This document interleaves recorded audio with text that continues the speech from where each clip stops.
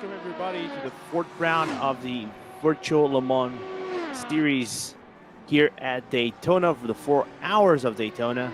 And we should have a really good one after basically a calm third round of the season at Road America, where Hyperion got its maiden win against Go Racing Team, shortened the gap on the LMP2s, and basically turned this into a very interesting championship overall for everybody. My name is Lorenzo Bonder. I'll be joined by Ed Hunter in a little bit. But for the meanwhile, we're looking to the warm-up before the race starts. 4 hours of racing at Daytona, a very traditional track known for the calendar of hosting the Daytona 24 hours, and also, most importantly, this weekend, the Daytona 500 as well. So there's a little bit of, we can say there's a little bit of a prep for everybody going forward here in this weekend, as basically we're going to get into the grid in a little bit. Warm-up is done, so once everybody is allotted to their respected grid zones, we're going to get our grid going, and then I can bring you down to 4 hours of racing. Me and Ed, we're going to be commentating for the first 2 hours, then after that, it's basically live pictures moving forward to the remainder of the race.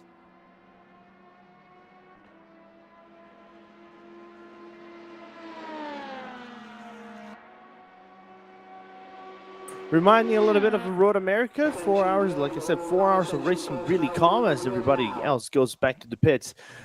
Top three in the race was basically Hyperion, Go Team, and Black Hawk, which has kind of been the standard of the entire season moving forward, and the point gap is not entirely huge between the teams in there, but Go Team is leading by having 2 victories in the first 2 rounds, and this basically kicks off also the second half of the season. So the remaining 3 rounds are due to be done now. And in the GT3s, not too much of a development. Top 3 basically on qualifying was World of Sim Racing Team, Satellite, the number 64, and the Grow Racing Team. But Grow had some issues at the start, couldn't get it's properly started out and the way they wanted to, but managed to find the top 5 result nevertheless in the end of the race. Top 3 post-race was Satellite, who actually won basically on strategies and a little bit of luck as well. World of Sim Racing Team had issues mid-race, and the SRC Commerce Esport 77 and 76 came eventually in second and third. So basically, here we go. Grid's basically lined out for everybody. As we got Go Racing Team as our leading car, basically done another pole in the season, and Hyperion following suit, and that's Blackhawk is going to be following suit in third place in that race in fourth.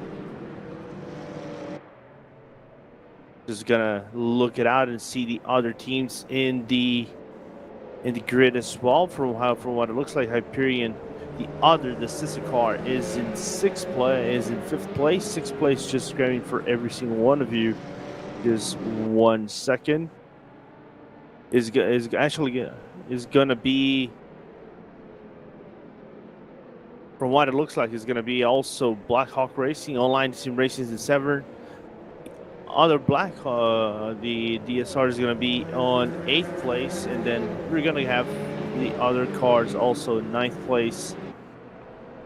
Is going to be Seawolf, and 10th is going to be Level 1 Esports, as we're looking into the screen right now. Basically a full stack of 11 LMP2s and the others in the GT3s as well. We're going to get into that in a short bit.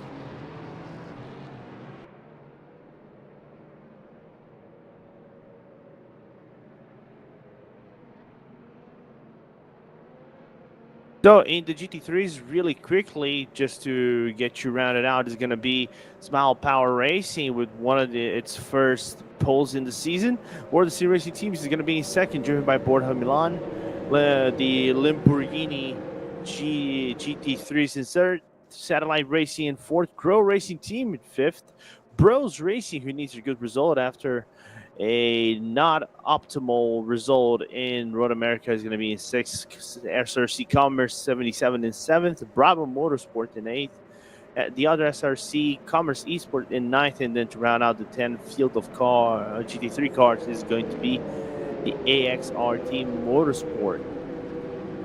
Drivers are basically just passing the Le Mans chicane, are going to just follow the 150 km per hour limit that is going to have around here with the pace car.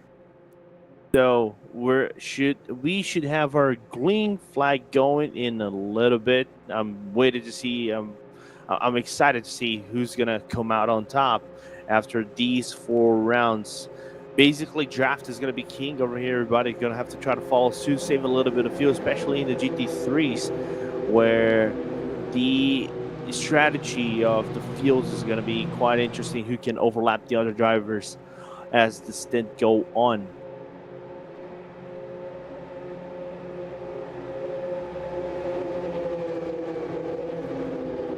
Cars are approaching the start zone over here, so we're gonna get our green flag as we have 4 hours of racing here at Daytona going on, and already some early jumpers at the back of the grid from what it looks like. From what it seemed to be, the Hyperion or online sim races jumping on early in the spot. Turn number 1 is always a point of caution for everybody, as everybody can get a little bit cluttered and get into some context right there. But for now, everybody's surviving the whole ordeal, and Go Racing Team leading the whole thing for now. But from what it looks like, Sunset was able to overtake Hyperion by slightly margin coming into the exit of the first international horseshoe.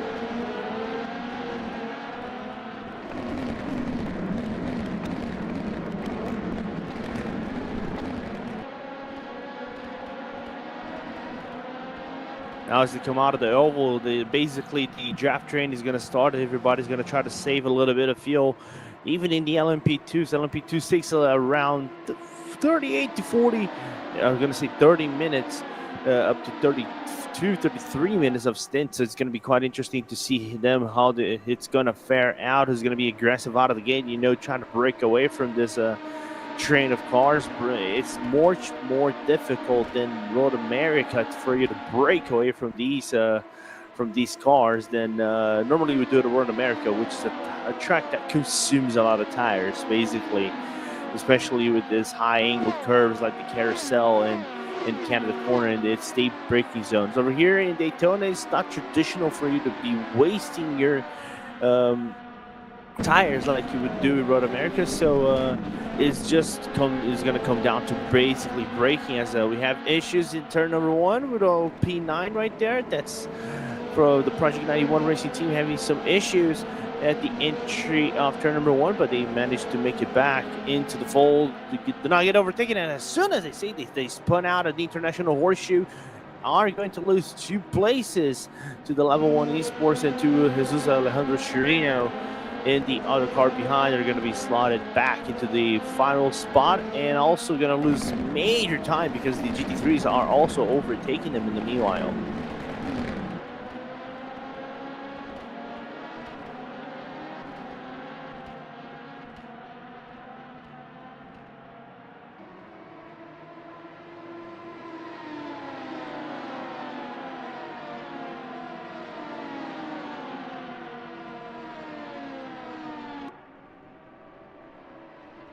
Meanwhile, at the front, still Go Racing Team that is leading the whole ordeal.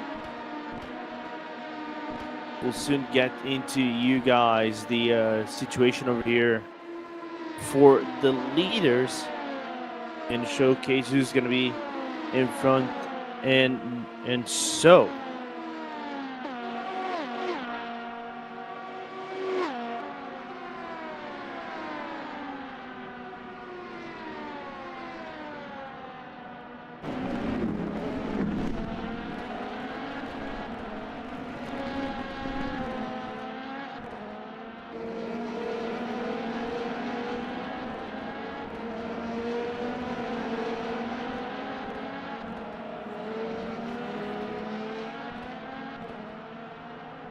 At the back, there's in the GT3s though, there's a little bit of a gap started, but the Satellite already did a good jump off the get-go. World Sim Racing Team already into first place. Apparently, Smile Power had some issues losing a few spots. 76 SRC Commerce Esports also being able to overtake, and soon we're gonna get into them as well.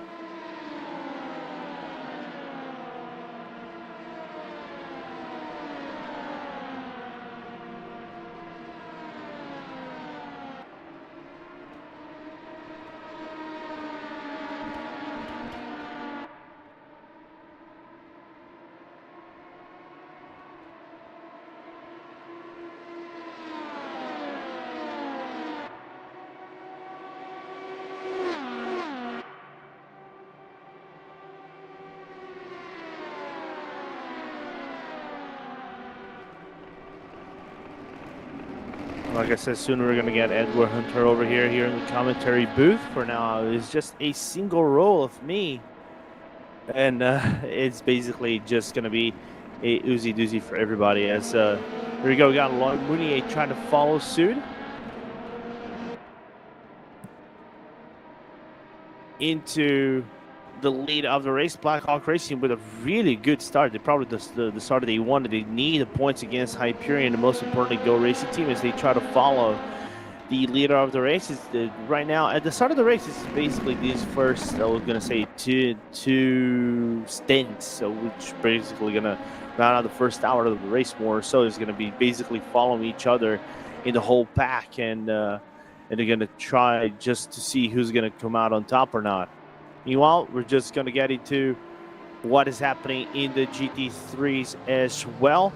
There he goes, Mile Power Racing, trying to get back into its top positions against the SRC Commerce number 76 right in front, but followed by a train of cars right behind by Bas van Scroesven and Pedro Armada and the Girl Racing Team right behind. And is that two Porsche versus a Ferrari versus a BMW battle as we're looking into here at Daytona. Yellow flag on yellow too. So we're soon gonna see what's going on into what happened. If you have anything, if you're following us, please tag us on hashtag VLMS on your social media, whether it's gonna be on Instagram, Twitter, or any other medias in here, as we have still 3 hours and 53 of racing. And Elko, looking on the inside, is going to try to do that overtake on the Le Mans chicane or bus stop for some other drivers. Still side by side. SRC tries to fight it through,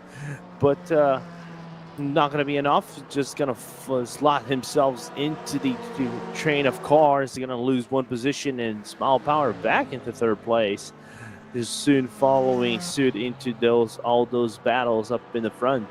As, like I said, started the pole position, lost a few positions in the meanwhile, as they're going to close out another lap. That is going to be lap basically number 5, hoping for everybody. In the meanwhile, you can see SRC trying to look for to go on the inside and following a deep braking line more into the inside line. But the important thing over here is that you have to retain your line into the draft train.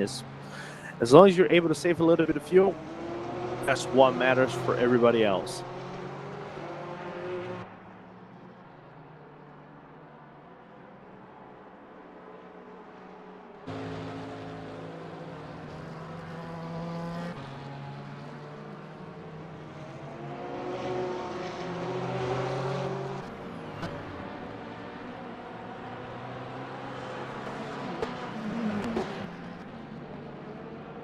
You can see the cars right behind starting to break away, as the one that we should be looking for, I think, that was a little bit more aggressive out of the game is William Schittling trying to, get closer from the SRC Commerce. That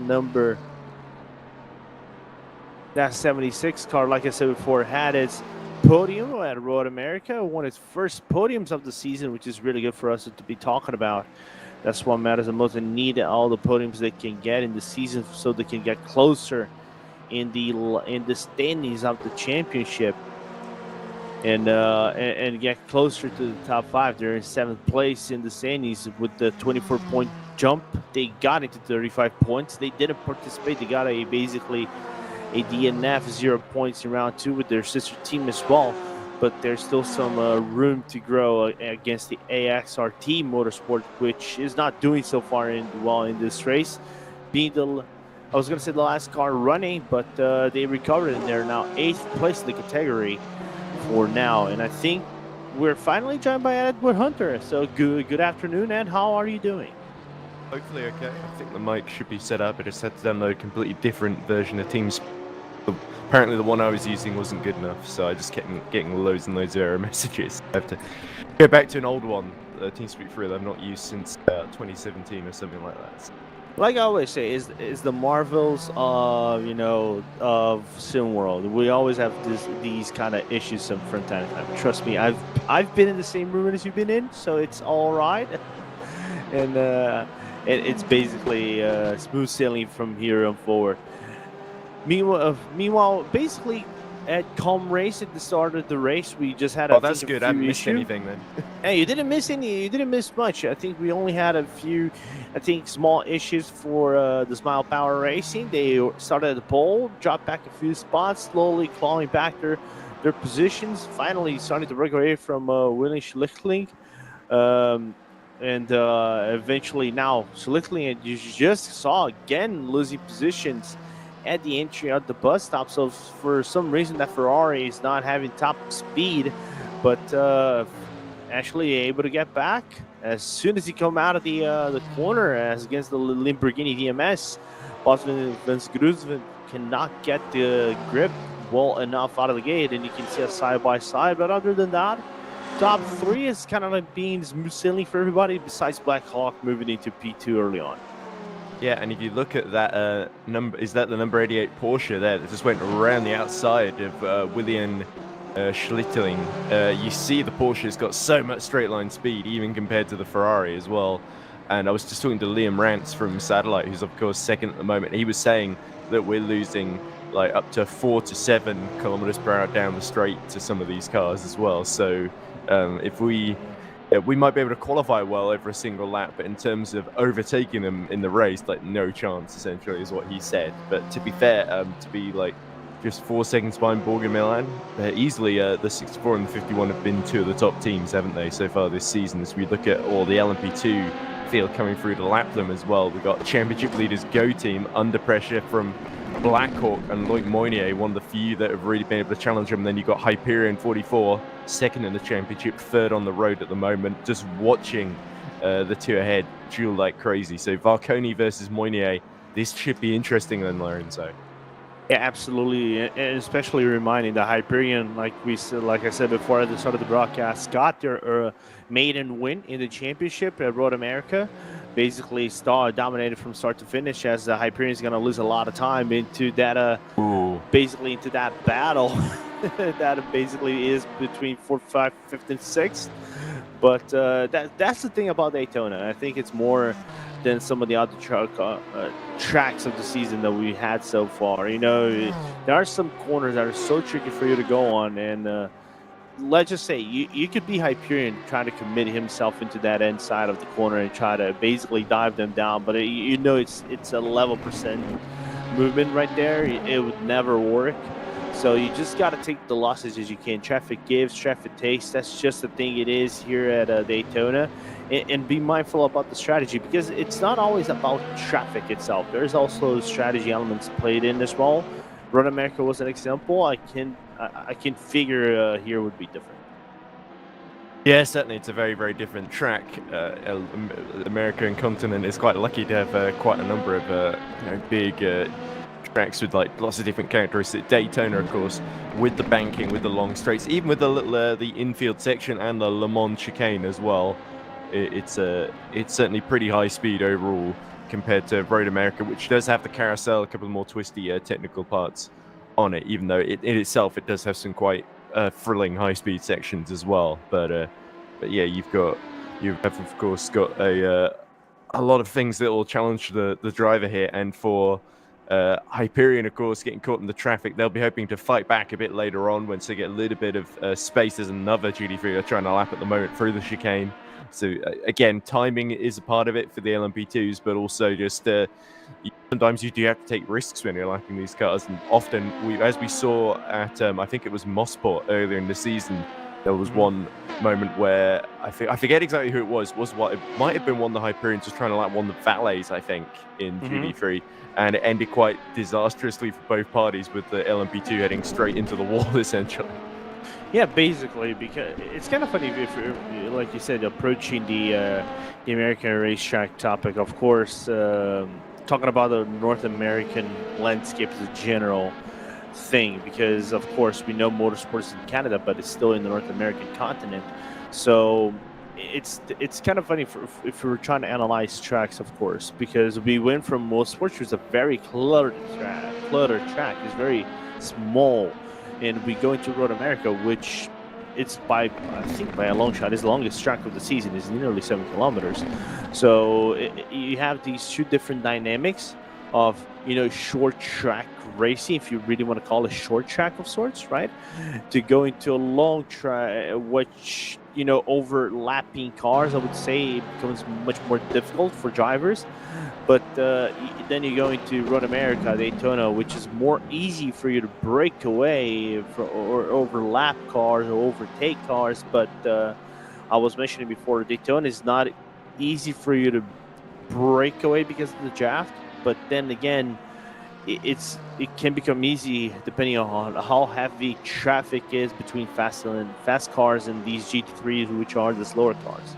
Yeah, one team that's not really had much rub of the green is Sunset Motorsport, that fell behind some of the GT3s and are now recovering. I think they're just behind Borg Milan, the class leader right now. But of course, Savasano just gets through there, has now got a 48-second gap to make up to the rest of the LMP2 pack as we look at the SRC Commerce in 5th, trying to catch Bas van Grunsven in front of him, but also trying to keep Pedro Ramada in the Grow Racing team. That's the BMW that's chasing down Willian Schlittling in the Ferrari. So it's a little bit of a unenviable position here, because it's got the Brazilian team, or is it Portuguese? No, Portuguese team. Portuguese. Sorry. Yeah, that's correct. Sorry, I didn't want to get that wrong in front of you, Lorenzo. Portuguese is all. Everybody speaks the same language, even though the accent might be a little bit different. That's true. That's very true.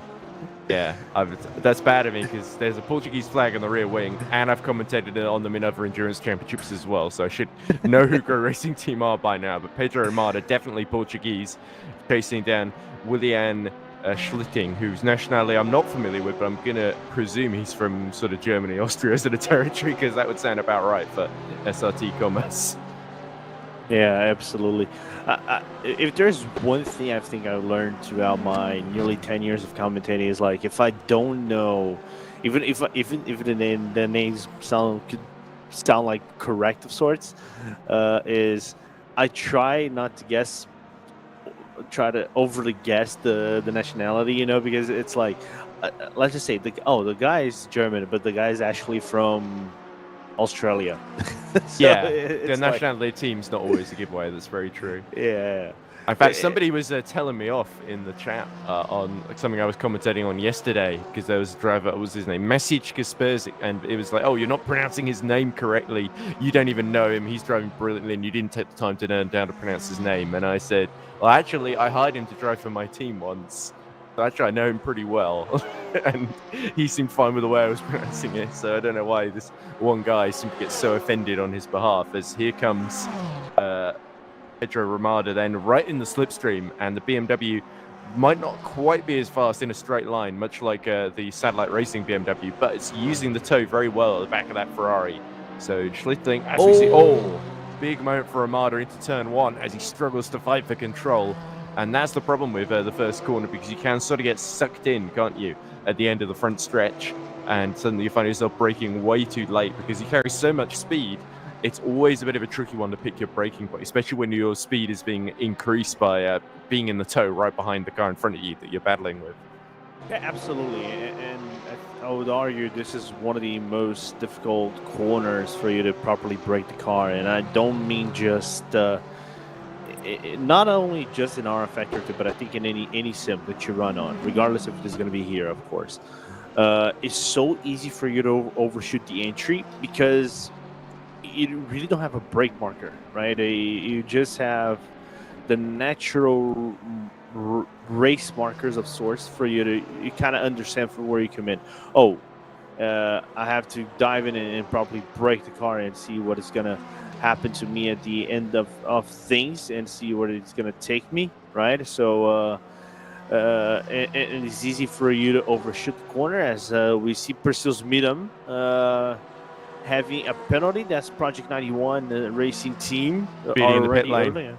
Yeah. Just pit, yeah. So the Canadian Perseus Miram, who I definitely know is Canadian because I've seen his nationality on several other championships. That's a big shame for him and Project 91, who of course had so much success earlier this season. Then in some other championships as well. It's really unfortunate to see Project 91 struggling at the moment, although they are on the same lap as Sunset Motorsport. So for Savazu now, this is good for him because having to pit in the first 15 minutes or so, he thought he might not be seeing any other drivers in a while, but Perseus Miram is about to fall into his clutches, of course.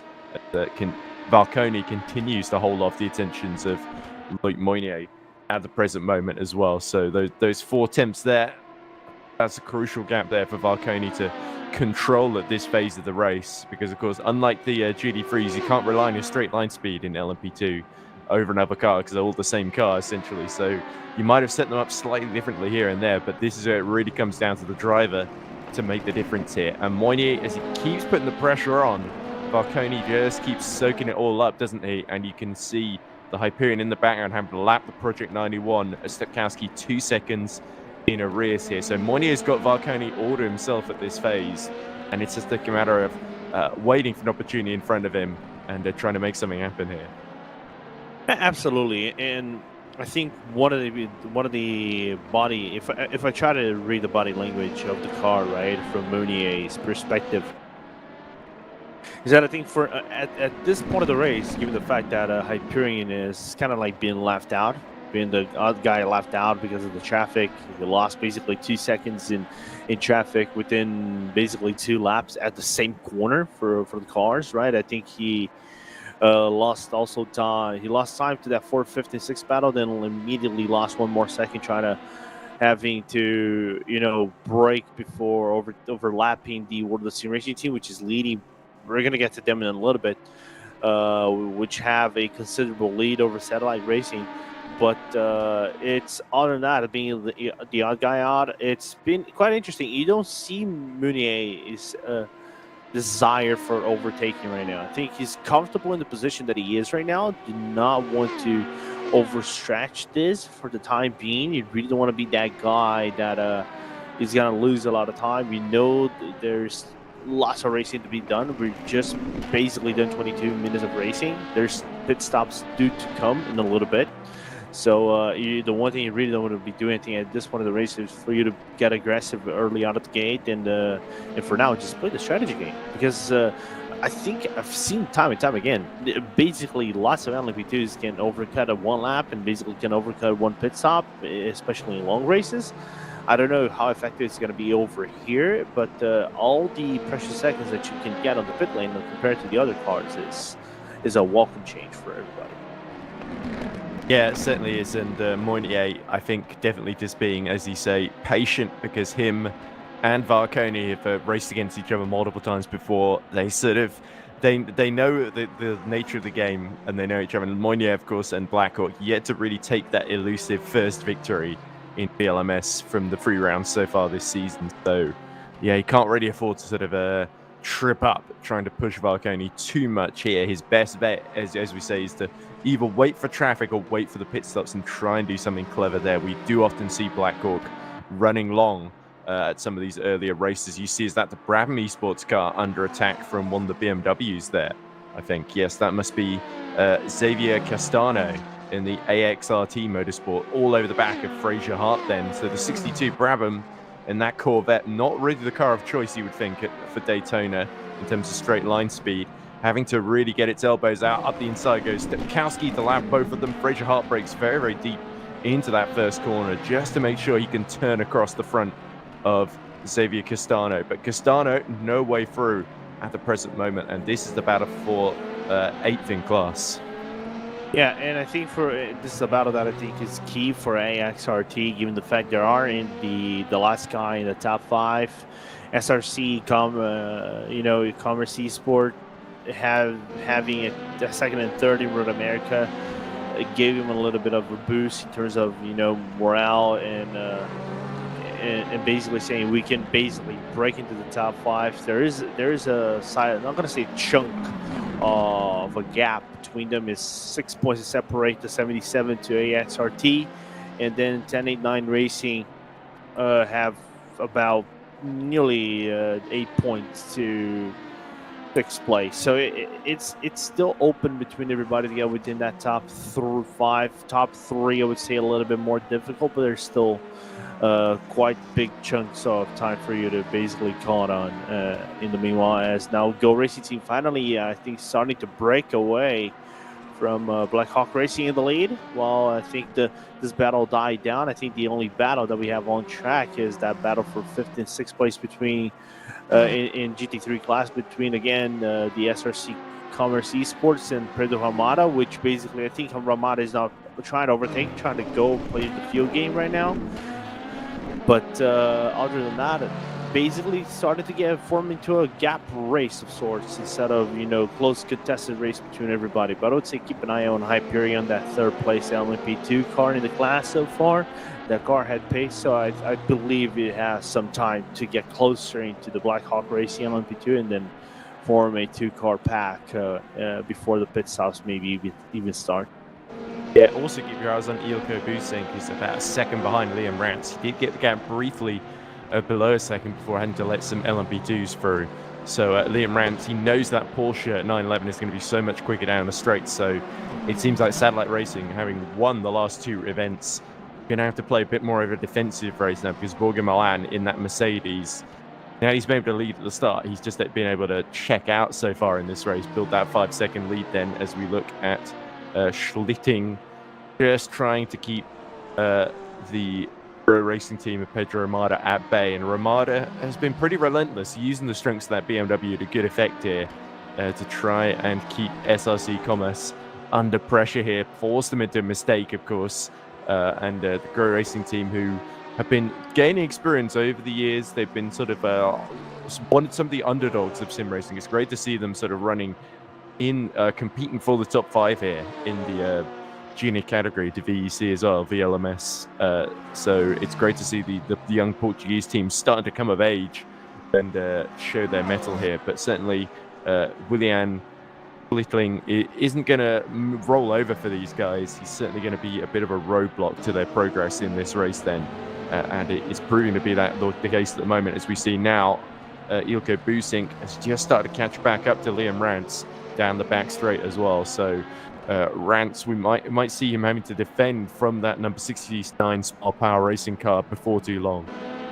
Absolutely. It's quite a surprising for me of sorts to see the Porsche having so much speed in the straights comparison to the other cars. I know Busink is driving like crazy out of the car. I think he had an invalid lap of sorts. Might have got a track cut or something like that, because from what it looks like, the lap did not count. But it still was a fast lap compared to the M4 GT3 that Liam Rance is driving right now behind. And you can see also there's a little bit of a draft, so naturally the Porsche is gonna get closer. But it's kind of funny in my aspects of source, in my point of view, because I always try to draw back what happened to Porsche when they made its maiden debut with the 992 GT3R in the real life Daytona 24. I think that was 2023, if I not 2022, 23, if I not remember.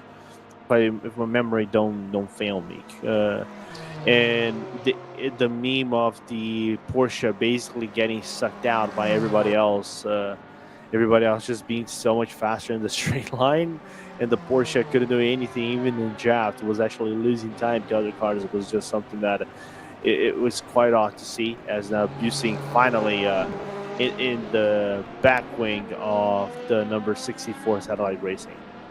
Yeah, now they've got to let the LMP2 Hyperion. I believe that's the 45 of Karol Wozniak then, just trying to find his way through. His Rance has to go really wide out of the Rodriguez International horseshoe, now through the dogleg. So that is going to give a little opportunity to Ilko Busink. Ilko Busink, of course, a competitor for Smart Power and for the Rookie Monsters team as well in other championships as well. Very, very successful, the Dutch driver. So Liam Rance, the British driver, has got his work cut out today. I think he was saying to me earlier, compared to the BMW, the Porsche is 5 to 7 kilometers per hour faster than us down the straight, and the Mercedes, which Morgan Milan is at the wheel of in the World of Sim Racing team, that's about 2 to 4 miles per hour quicker than us. So yeah, we'll be doing well if we just limit the damage and hope. And he said we just got to hope World of Sim Racing don't win, because that'd be the worst thing for us in the championship.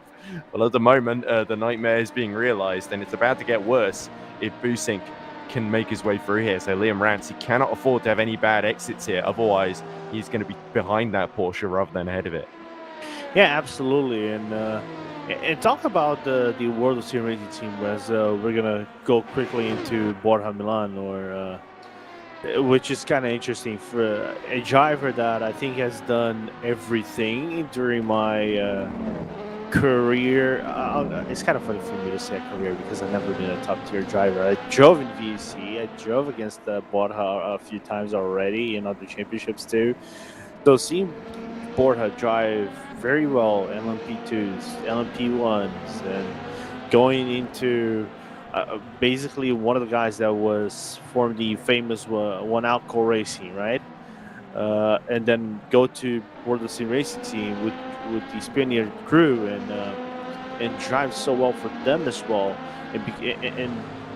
and drive so well that Mercedes AMG GT3 is cool to watch in their dominance so far in this race. Is something that is quite surprising for me, and that's the championship where the gap is actually closest. It's only 14 points that separates Satellite and them for now. So Satellite right now, they're in a comfortable position, if you really want to call that comfortable, but they cannot relegate and lose points, especially with 2 rounds to go after this one.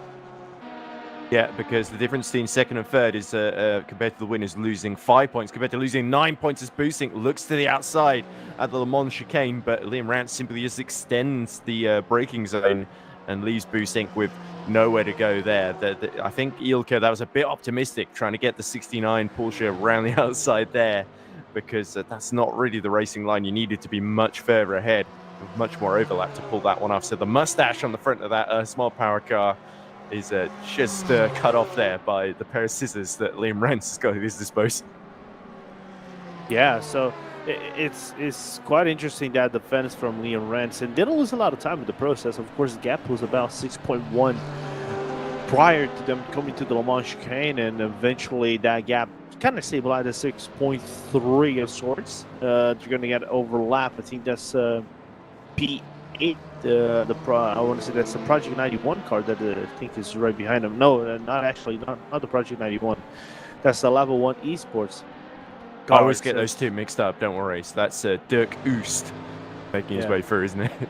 Yeah, and I know people were calling out that Oost was having a prominent viewing position at the start of the race, but then again, it's things that we usually get owned by with sim racing, but eventually getting its places up, despite being 21 seconds behind Net Race. One of the Net Race cars, I'm gonna say, they have 2 cars. The Seawolf Net Race that is in 7th place. There's one in 4th and there's one in 7th. Yeah, so there's Martin Ullerman at the wheel of the 23 in 4th, and then there's Eric Bergstrand at the wheel of the 46, which is in 7th then, as you say, about 49 seconds ahead of Derek Oost. So 22 seconds ahead, I should say, of Derek Oost. So yeah, Bergstrand is in that battle with OSR number 19, which is Nicholas Paletti at the wheel there. And then they're right behind Karol Wozniak as well. So those are within about 3 seconds in the fight for 5th in LMP2, which will be sort of interesting if the battle at the front wasn't even closer as well. And of course, we still got Boosink continuing to trail. I think William Schlittling is also under attack from Ramada once again. So Pedro Ramada, full credit to him, he's not giving up. He's just been all over the back of the 76, lap after lap after that, within like 2 or 3 tenths, but not quite able to make the move stick. And Schlittling will know if he can just keep that up, much like we're seeing Liam Rance do as well, then it is only a 4-hour race. If it was 24 hours a Daytona, no chance. They're getting through sooner or later. But, just a 4-hour race, it's always worth it just to keep fighting for that track position, because strategy can only play so much of a part here given the shorter length of the race. Yeah, absolutely. It's kind of funny. I've commentated this on another broadcast that I've done with Ewan and other commentators, which is kind of funny. If you think about it, of course, 4 hours of racing is an endurance. We cannot take that away, right? But if you think about how short it is, the racing sort, it's 4 segments of racing, basically sprint races. We have pit stops underway. As soon as I take that away, there was some action going between Satellite, and Smile Power, yeah. And Smile Power, yeah. But this time, actually, some pit stop. The both Night Races car coming in, also the Hyperion car coming in, but that's not the P3 car. That's Karel Wozniak in the 45, isn't it? Yeah, it is. So, and they're going to remain in the car in the meanwhile, and also Dirk Koost coming in for Level 1 Esports.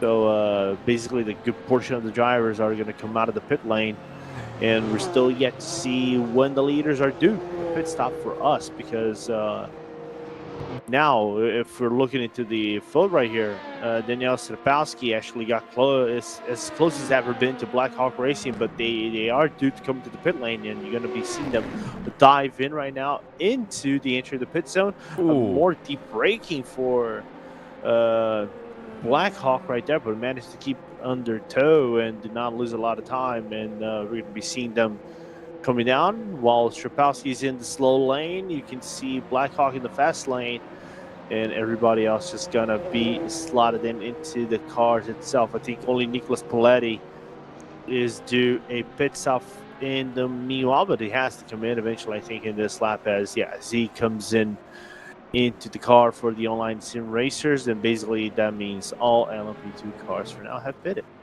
Yeah, it was interesting. If you looked at Ullerman, he had a very, very quick stop. So Karel Wozniak, there was only about 1.5 seconds behind.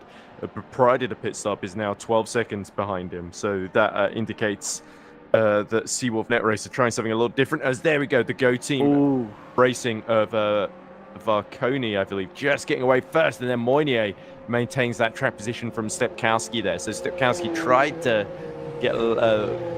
almost do an overtake there going into the pits, got right behind Lloyd Moynier, wasn't quite able to jump him with a quicker pit stop there. And as long as these two fight each other, that's ideal for Varconi then, who's just started to break ever so slightly clear there, as he's bloody now being overtaken by Martin Ullerman, who gets up into 4th position here. It'll be interesting to see, by the way, because Karel Wozniak, anyone that was watching the EES 12 hours of Daytona will remember Wozniak did the final stint for the 46 Hyperion team in the LMP2 Pro-Am class, and they had a great fight with, I believe it was Black Hawk Racing at the very, very end of the race. It might have been someone else, I can't remember off the top of my head, but they came out behind the class leaders at the final stop, and Karel Wozniak just immediately retook the class lead and then never looked back. So it was a really, really good drive from Karel, so it's no surprise that they've picked him to start the stint in the 45.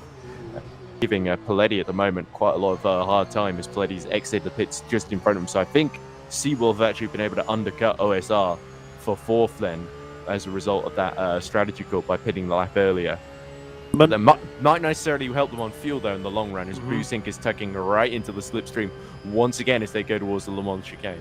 And you can see Liam Rians are basically already on the inside covering in. You can see one of the LMP2 cars going through side by side. They come in, a little bit of an attempt of a late braking for Boosink right there, but Rance basically just did the same thing, did not allow the Smile Power Racing car to come in, and the overtake is basically canceled for now, but there's still a long stretch of ovals and straights going forward. You can see Here we now go. side by side, yeah. Side by side is going to be Busink. He's going to have that outside line, and that inside line for Rance is going to work him, I think, like a charm coming in, late braking, and high commitment for him as he comes in. Still retains the position in the meanwhile. And good defense from Liam Rance as there's P9. That's, I think, Sunset Motorsport, yeah. yeah, Sunset just slapping and might actually open a little bit of a door for him to go through boosting, I mean. And fortunately, I think for Ren's case, that wasn't the case because boosting could have attempted a slot into the inside whenever the LMP2 actually got into the overlapping. But in this case, I think he just played the patient game for now, and he knows that there's still a lot of race remaining, and he knows the Porsche is driving really fast with the power of the mustache. That's certainly going to help. As a mustache owner myself, I know the feeling. But yeah, on board with boosting. I cut mine. It's like, I don't know if I should ever raise mine again, but back to you. Yeah, whenever boosting tries this move to the outside, all from the onboard, it always looks like Liam Rance is threatening to squeeze him into the wall on the outside here. And in fact, boosting's much further alongside than the previous lap, but again, has to get out the braking because he knows if he tried to stick that one in on the outside, that would have been a collision for sure. And boosting can sort of afford to take his time at this phase of the race, but there is a chance of victory that's potentially escaping 6 seconds up the road as Borgo Milan continues to make progress here, and Liam Rance knows for his championship he needs to hold up Borgo Milan for Illico Boosink as well for as long as possible. But here we go, Boosink is going to try and go around the outside as they go down the straightaway towards the first corner, and the Smile Power is going to be again stuck on the outside there as he actually breaks a bit earlier this time to try and get the turn in for the corner. So he knows he didn't really have the overlap to swing from the outside, so he just let Liam Rance brake late on his own and tried to sort of dummy him into a mistake there. So Boosink is actually starting to drive really intelligently here to try and outfox Liam Rance rather than trying to muscle his way through and, and push him out of the way.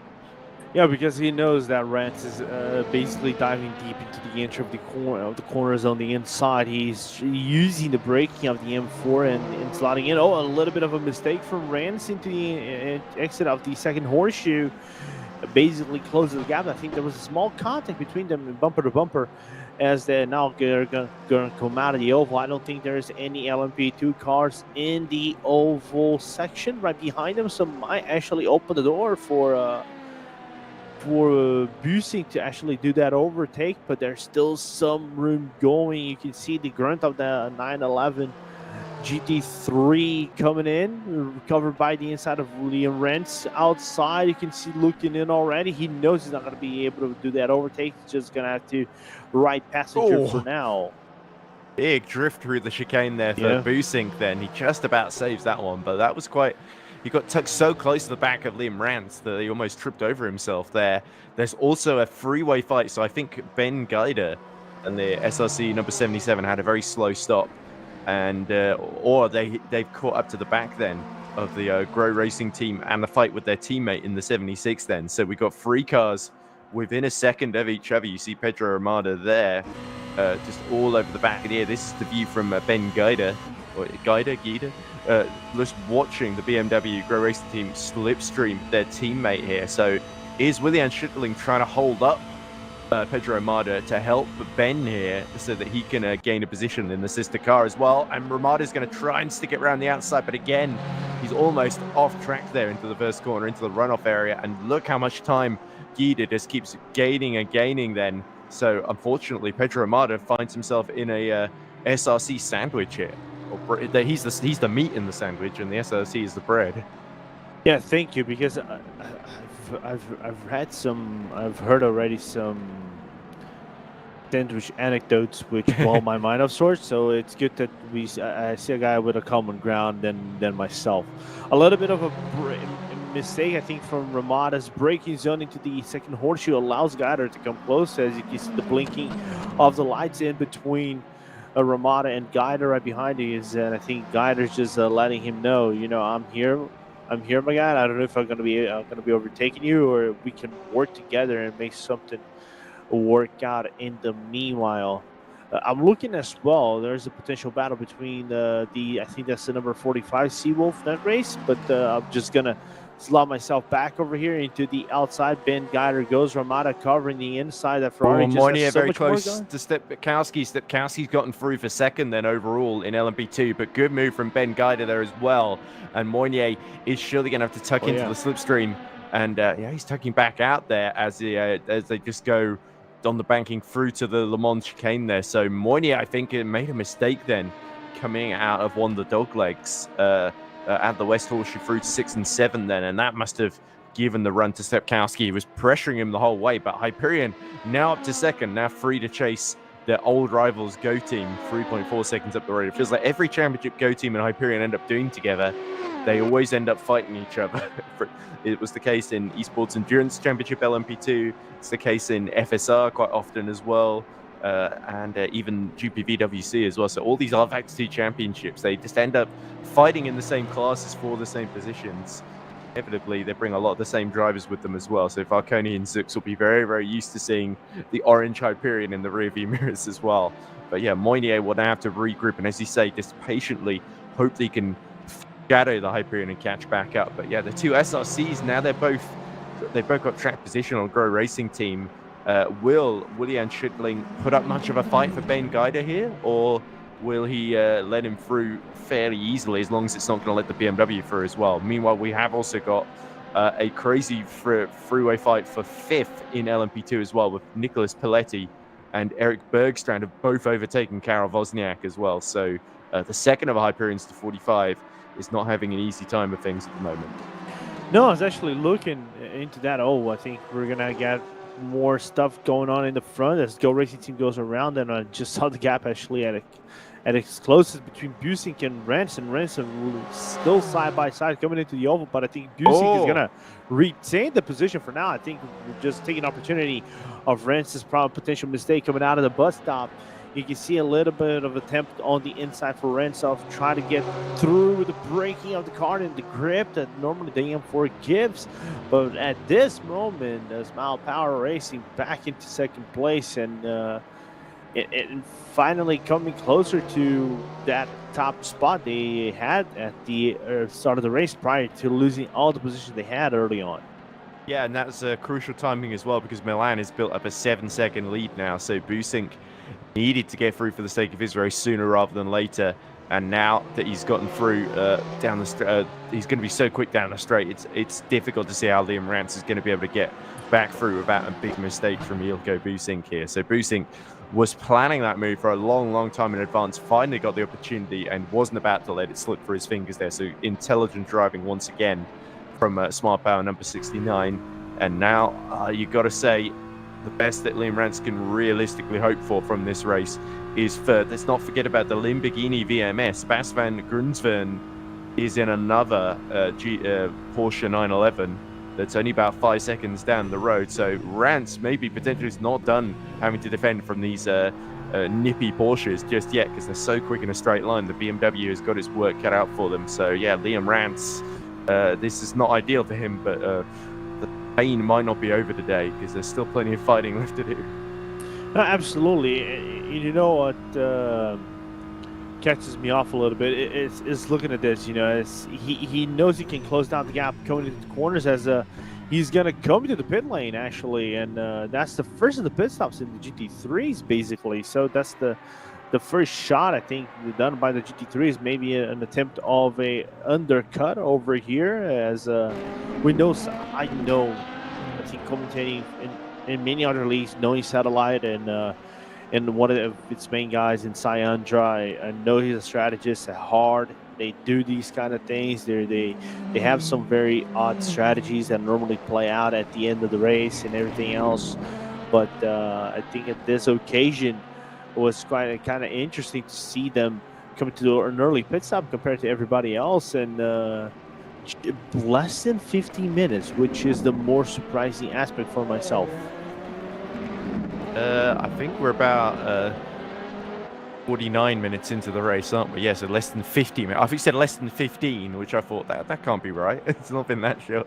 But and I did end up getting into the commentary box a little bit late, I know, but didn't think we were that short into the race. But anyway, it's satellite racing rolling the dice, isn't it? They've got to try something to get back ahead of Smile Power, and the undercut might be the only way they can do it. The only problem is what sort of Liam Rance get out into clear air then as he potentially exits the pit lane now. Let's have a look. I think he is back on track, and he's about 39 seconds behind the Brabham Sports car in 8th. Yeah, so he's got actually quite a bit of clear air to use here because there's no LMP2 cars immediately around him. So this could work out pretty well for Liam Rance. Now into the pits comes Borja Milan then, so surely Ilko Busink is going to follow as well. Yeah, same as all these GT3 cars come in. Surprisingly enough for me, I still think it's an early pit stop because I know coming in from other simulators, normally the stint length in Daytona is up to 52 to 55 minutes. Of course, this is a track where you're basically flat. Your paddle is in the accelerator for 70% of the time, so it's quite a lengthy time for you to be on the stint, as Pedro Hamada and Ben Geider are the only cars that go an extra lap. They're going to go around about 51, 52 minutes whenever they come into the pit lane, but the gap is about 4 seconds between them. What is interesting in my point of view is, for me, anything under 50 minutes, it's either they're trying to maybe think this is our short pit or short stint, air quotes, or this is the true length of the stint of the cars, because of course they have to go about 150 kilometers in terms of pace of the cars, right, before the green flag is actually given. So it's one thing to keep in mind as Rens goes into 3rd place, gets the undercut from what it looks like on Echo Busink, because Busink's still in the pits. pits. There he is, just exiting now. So, as he gets back towards the wall, so he looks a little bit frustrated. That was a bit of a slow stop, wasn't it? I hope he didn't speed in the pits there. It looked a little bit like the limiter was taken off temporarily there, but seems to have gotten away with that one. Interestingly, by the way, Daniel Stepkowski has really got the bit between his teeth. He was 3/10 quicker than Valcone the previous lap, and I think on this lap, another 3/10 quicker. So he's gone from being about 3 seconds behind to within 8/10 of the race leader now. So yeah, Stepkowski to get another win for Hyperion after they triumphed last time out, of course, in round 3. So this is really, really interesting because now we're finally going to see Valcone under pressure once again. Moynier still with us 1.2 seconds behind, so we've still got a freeway fight, as has been so often the case this season between Go Team Racing, Hyperion, and Blackhawk here.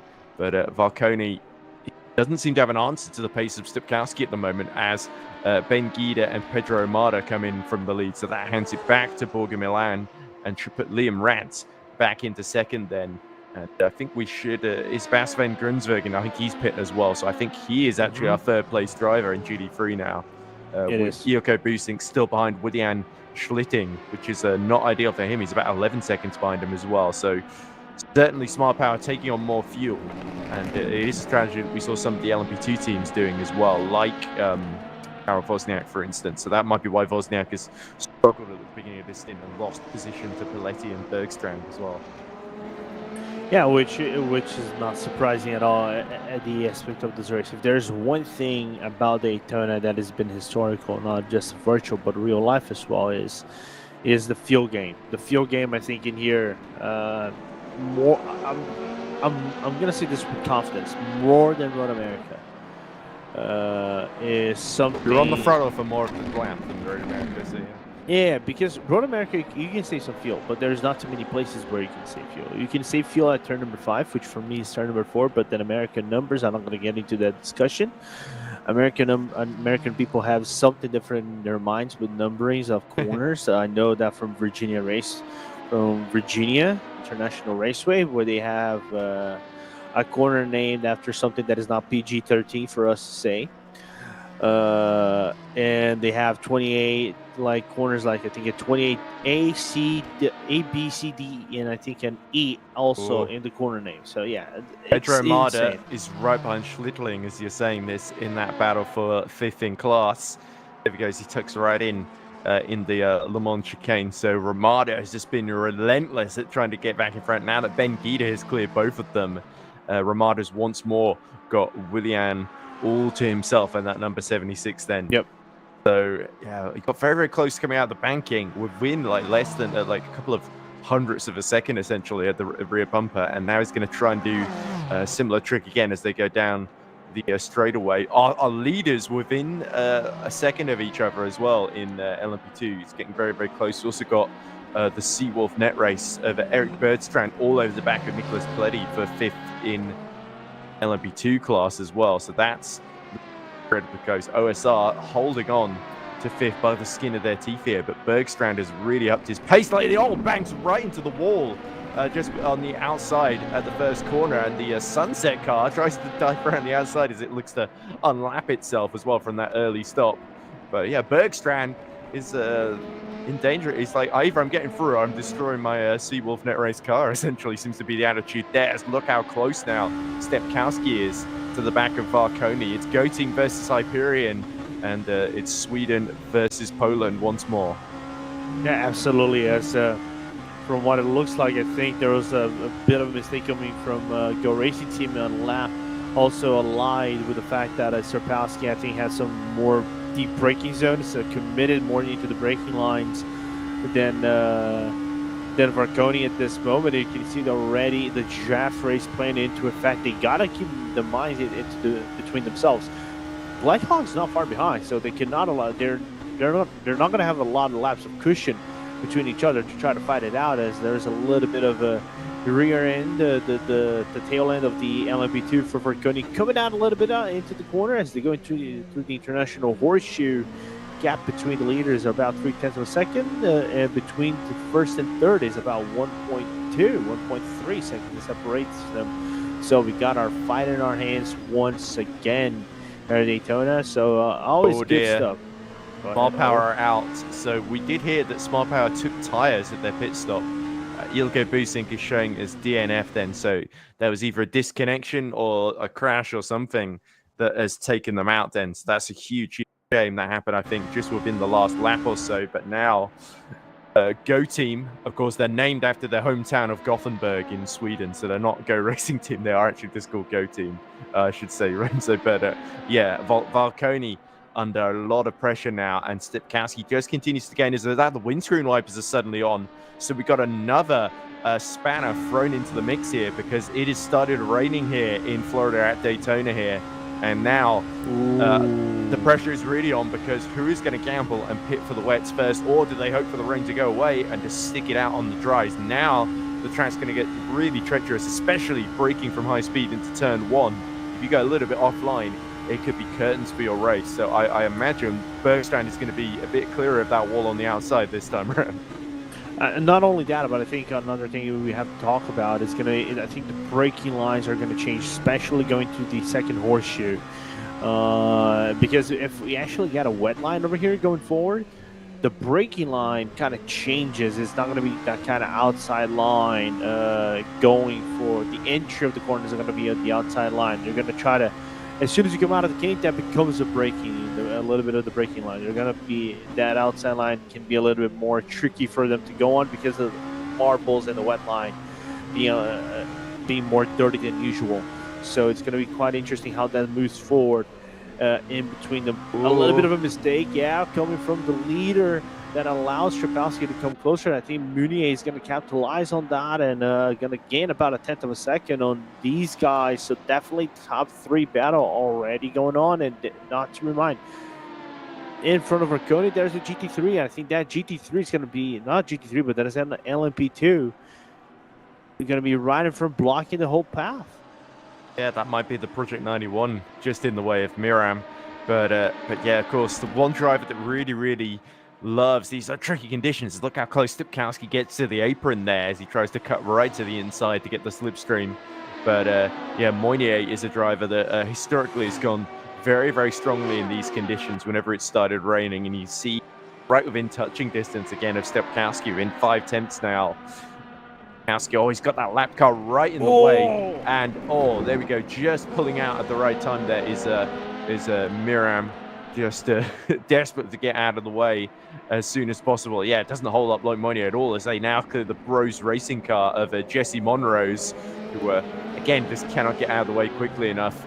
And in all of this, Varconi would have been hoping to pull away, but he's only 8/10 ahead now at best here. So Stepkowski is just following him every step of the way here through the traffic then. And this is really a crucial phase as we go to the 1 hour elapsed mark with 3 hours left to go.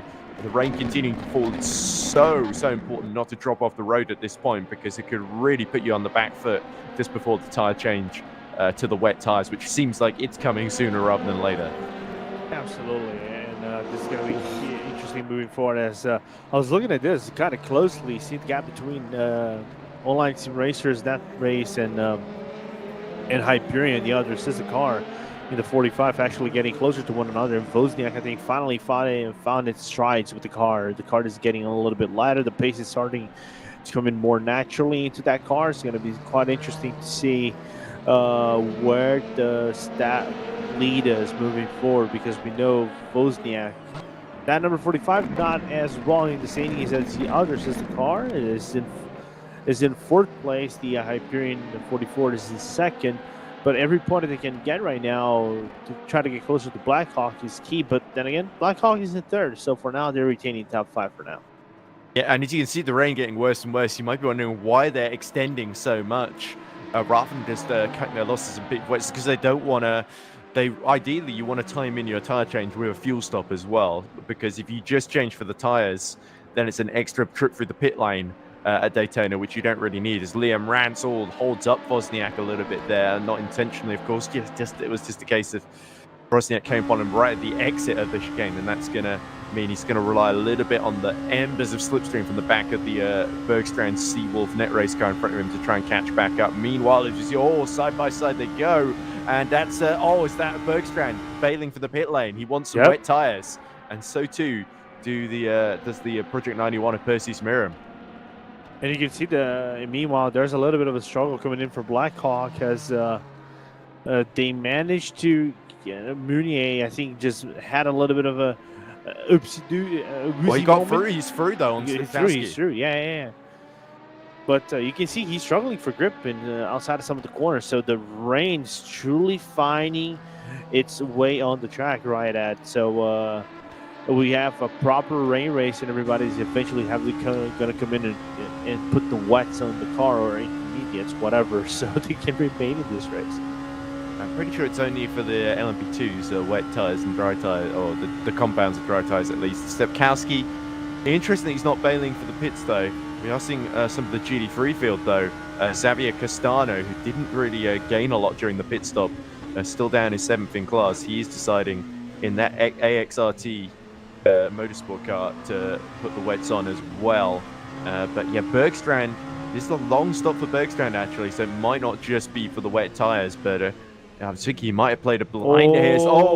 Varconi through the Rodriguez International Horseshoe, struggling to meet the apex there. So clearly the grip is reducing, and Moynier just looks more and more confident as the two cars either side of him are fishtailing, squirreling all over the place looking for traction. Moynier just seems a lot more confident. The race is coming to him and Blackhawk Racing as he gets a golden opportunity here into 7 and 6, but cannot get the inside there. So Varconi just holding on by the skin of his teeth. Surely these cars are heading for the pits now. As now Paletti dives for wet tires as well. And you can see that outside line still retains some of the main grip, the dry grip. So not surprised to see Mounier finding that outside line. You can see he's finding speed as well, so which is a key aspect of that thing. Normally you would say, going to that high line is not going to be essential for you, but he's also retaining heat in the tires. The pressure is not going up, and you can see there Hyperion, Strapowski having major difficulties coming outside of the corners. You can see there's a little bit of a breakaway into the pack between them, as eventually Zarconi and Mounier, they know they have to come into for All other the duty tires. frees are coming in now. So Yeah. Milan, Rance, Gida, Van Gunsven, Ramada, Schlittling, and I think Jesse Monrose came in the previous lap. I think even Fraser Hart may have come in as well for Yeah. wets in the Brabham. So yeah, now Moynier dives in first, interestingly, and he's followed in by Stepkowski. So Valconi has been wrong-footed here, I think, because they're potentially going to get a massive undercut on the wet tires while Valconi is just struggling on the dries. Yeah, and I think Vercone, that's a little bit of a moment where Vercone is probably going to be thinking for himself, why did I actually pit when everybody else pitted? I know I'm P1. I know I'm dictating the pace for now, but I know you can see he's struggling for grip. He's trying to find a good spots. You can see the car getting squirting coming out of the corners. If he finds one of those spots that has a little bit of, puddle, especially those slicks. Slicks don't work well with puddles. It's equals death. So he's playing a dangerous game. Of course, he's gonna have more wet grip than everybody else when Ashley comes in. But at what cost do you do that? You can see the car getting so loose. In some of the sections, I think Net Race also coming in for the pit lane, and we're gonna have a pit exit in our party as Mounier coming out. It's how difficult it is on pit exit is Ben Gida. Yeah. Oh, it's a big shame for Ben. He gets a penalty on exit there, so that's going to hand fifth in class back to his teammate William Schlittling just behind him then. But now Moynier can do some damage here on this outlap. So he's taken the pain. He's put the wet tires on. Stepkowski is still in there, as is Ullman and Wozniak as well. So yeah, Valconi now comes in. So he had to do that, didn't he? And he's got to hope that he can. That Loic Moynier just doesn't have a quick outlap here, and that he doesn't gain that much time on him. But I think this is going to be very, very tight between these two. I think Valconi may have lost the lead here. I think so as well. I think this league goes back into Black Hawk Racing. I think this is Black Hawk's Racing now. If we go yellow flag all the way, this could potentially be their race to lose. Yeah, other thing that's happened, by the way, is Van Grunsven has got past Liam Rance in all of these pit stops. So I'm not sure how he's been able to do that. I don't think he's on the wet, so I think he may have stayed out and has been caught. As we see, Wozniak also gets a penalty on pit exit there as well. Moynier is closing within 20 seconds now of Zoltan Valconi here. So this is really crunch time. Moynier's got to nail this outlap here. As he's there is Liam Rance. Then Liam Rance definitely on the wets, as is Borger Milan, though. So I think Van Grunsven is not going to hold that second place for too much longer. Yeah, the last lap for Grunsven, 2:57, whereas Liam Rance, of course, with the pit stop, did it 3:12. A little bit deep into the first corner, though, but yeah. And Moynier's through. Moynier into the lead. Yeah, Mounier finally into the lead. I really want to see now what is going to be the gap to Vercone, because Vercone's still in the pit lane. He's coming out right now. So I estimate this gap to be about, 10, 12 seconds of sorts, as Mounier's just... He's outside of the international horseshoe, whereas Vercone was actually in the horseshoe. 6 seconds is what I'm seeing at the moment. Okay. So, yeah, Stepkowski's about 23 seconds behind both of them. So Stepkowski really lost out in the pit stops there. I really think when Stepkowski had that bad lap, he might have been better off picking for wets the lap before Moynier did, to be honest. You hear Bergstrand now trying to get back on terms with Karol Wozniak then. Both of them, I think, have switched to the wet tires then. And oh no, I think Wozniak hadn't, so he's gone back in. Yeah, he has a penalty. Yeah, he had the penalty, yes, from PX. I've forgotten about that. So yeah, Bergstrand doing well not to trip up over the back of him, but that's 5th position for him, and 14 seconds to Martin Ullerman in the other Seawolf Net Race then as well. So Seawolf Net Race have managed the rain quite well to get both cars into the top 5 in LMP2. As meanwhile, Liam Rance still within 1.6 seconds of Bas van Grunsven. But Borger Milan has used the rain well to sort of balloon his lead out to 20 seconds here, effectively, over everybody else. Helped as well by the fact that we did lose Small Power Racing car boosting, we believe, because it got disconnected, essentially. So that's just really, really bad luck, because there was a great shot at the very least of second position, potentially even better, depending on whether they would have pit for wets or not at any point. We don't really know, as it looks like a driver change for Level 1 Esports. They're putting Tom Peters in the number 30 at the moment, as Xavier Castano here desperately trying to catch up to the drivers that he is fighting with. So that would be Ben Guida, of course, who suffered that penalty. And now he's got Castano for close company here. So, yeah, it's not worked out for Ben Guida.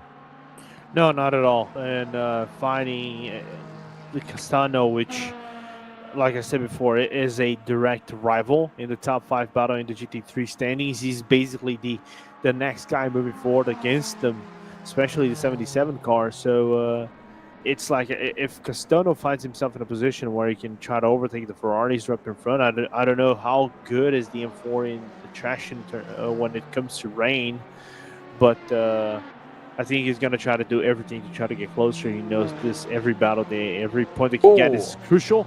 As he has a mistake, and I think another car has a mistake, but I think that might be the online sim racers. No, it's the Seawolf car. The Seawolf car, yeah. Liveries. Having a little bit of a moment right there at the entry of the turn number 1. And from what it looks like, that could be Bergstrand that made a mistake. It looked like Bergstrand because it was yellow and blue rather than blue and yellow. But that's how you tell. That's how you tell the 46 apart from the 23. But yeah, there we go. Here comes Bergstrand now. But yeah, we're getting some reports that look, the windscreen wipers are stopping. The rain has stopped at Daytona then, so the track is still pretty damp, but you still lots of standing moisture being thrown in the air. But this is interesting now.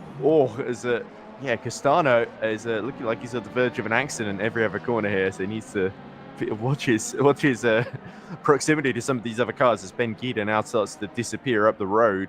But yeah, this is an interesting scenario. Liam Rance still 1.5 seconds behind Bas Van Grunsven.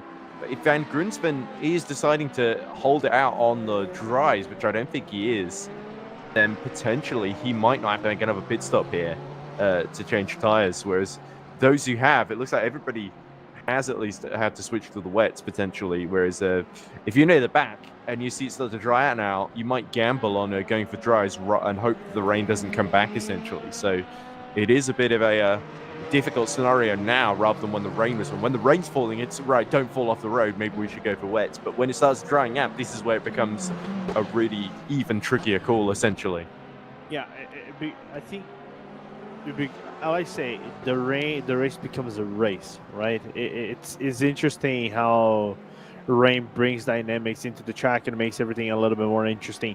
I think the fact that they lost some time is I think they couldn't get around the Brabham car and lost some time in the whole process. Not the satellite car, but the Bosman's driven number 88 one, so which is a Lamborghini VMS. And I think only now they were able to get away through the car, but lost a lot of time in the process. I think the gap is about 1 second in between them. Ooh, it's 7/10 now. It's showing on the timing screen. So yeah, Liam Rance has closed a lot then.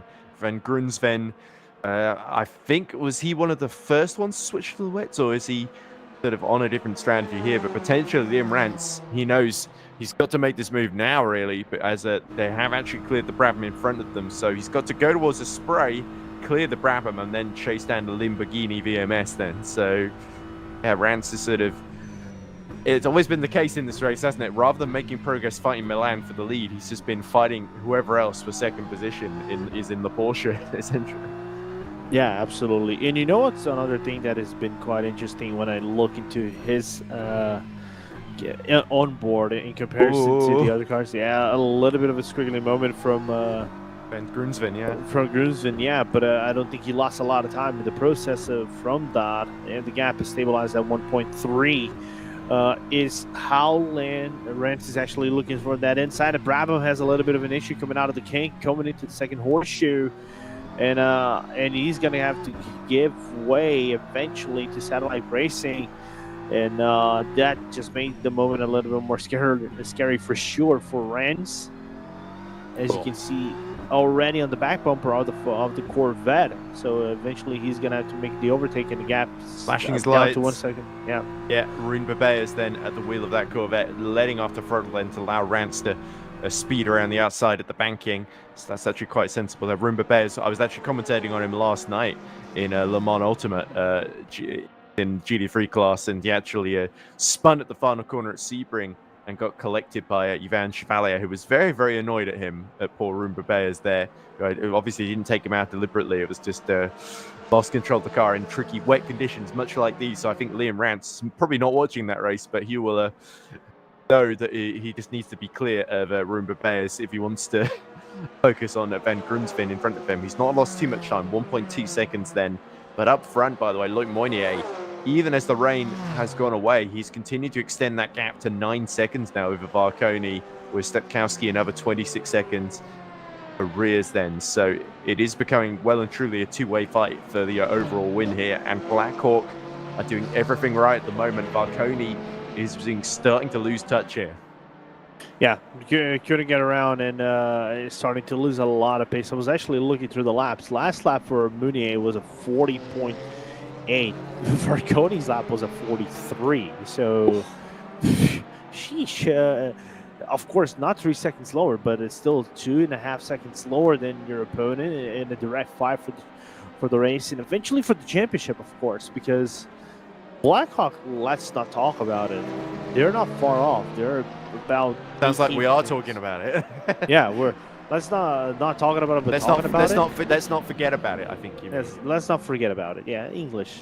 It's a complicated language, but 18 points separates them. 85 against 67, right? So Blackhawk didn't get a win in the season, but always never got away from the podium. That's the best way for us to describe it. I think these been the three primary teams in the championship, and I know regularity does you wonders in the championship.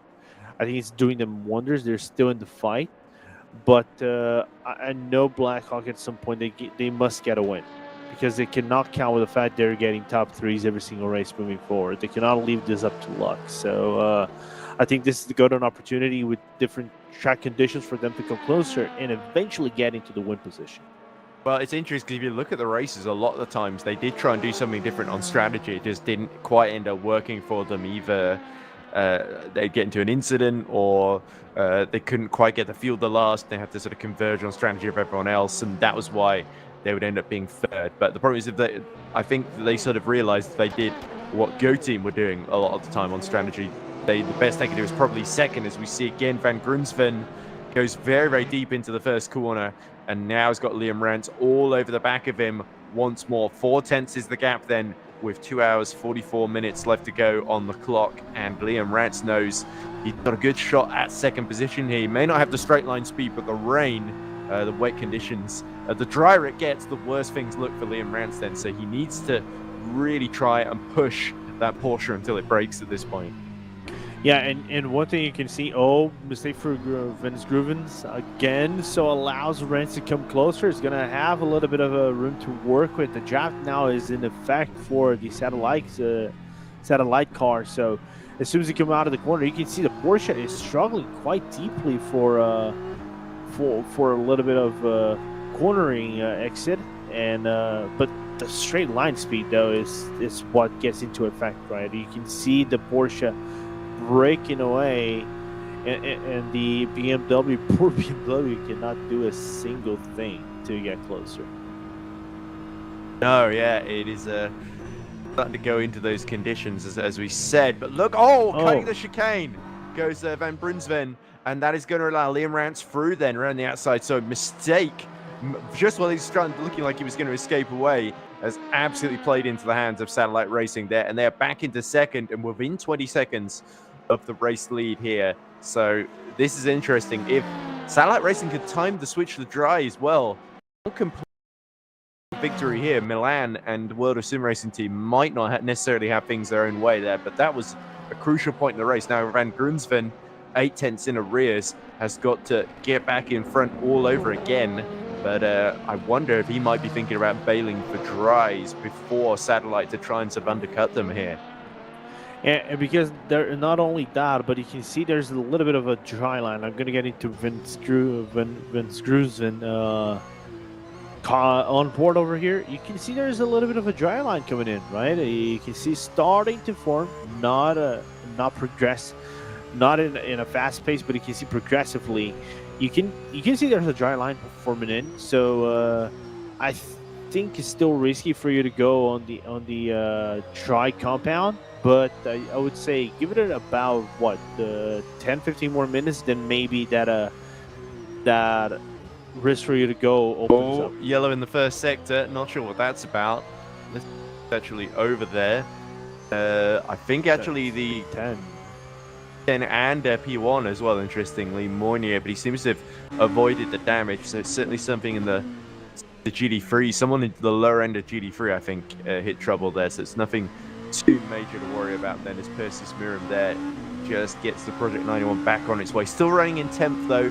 I think Dirk Oost has definitely lost from the sort of top 10 in the order, because Jesus Alejandro Chirino is on board, and I think Dirk Oost was saying in the chat, what did I do?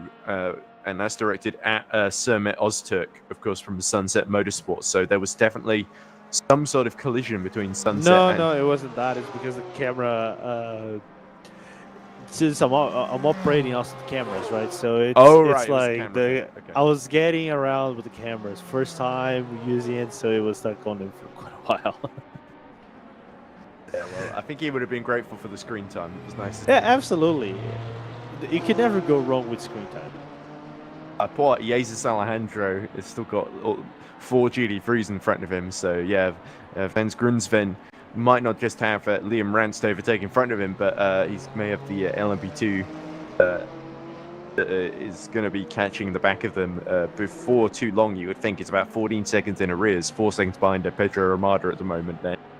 But this is Van Grunsven has done very well to actually get into this position on the podium, but now getting back past in front of Liam Rance, even with the straight line speed advantage, is a little bit easier said than done, as we saw with the Boosink battle with Rance earlier, didn't we? That it was just so difficult for Ilko to complete the move. He could get alongside, but it was only really one time that he got enough of a run to get through, and he absolutely took it with both hands, to his credit. But yeah, Liam Rance, his last incentive here is to make it easy then, as we see.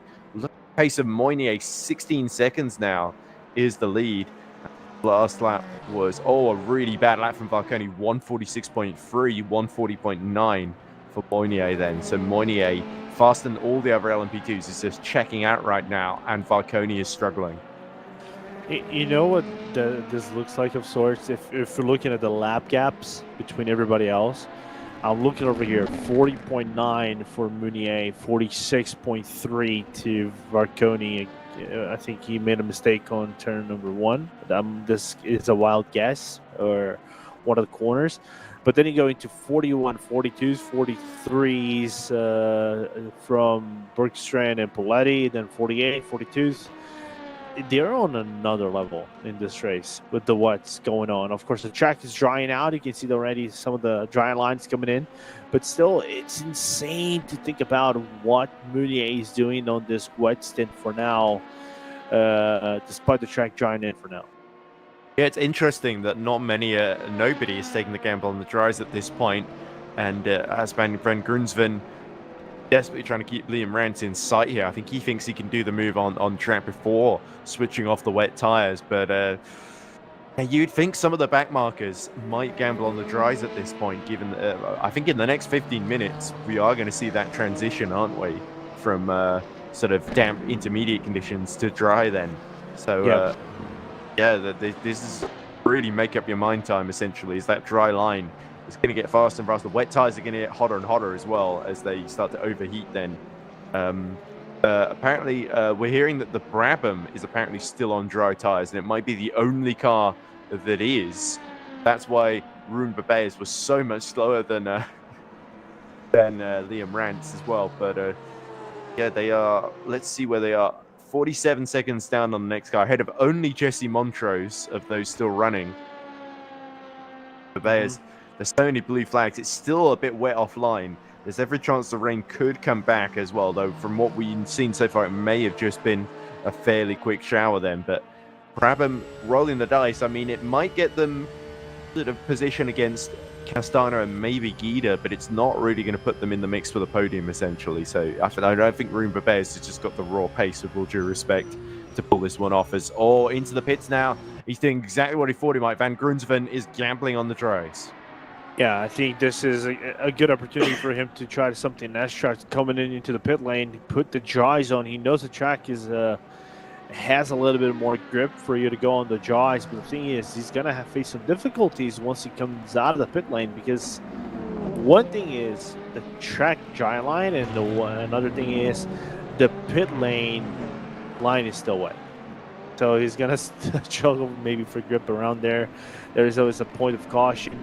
So let's see if that is not gonna be the case for him, as there's no more battles actually around the track, close battles. I think most of them are basically gap battles between everybody on the track here. Ed, uh, yeah, and you were talking about the bros car, right?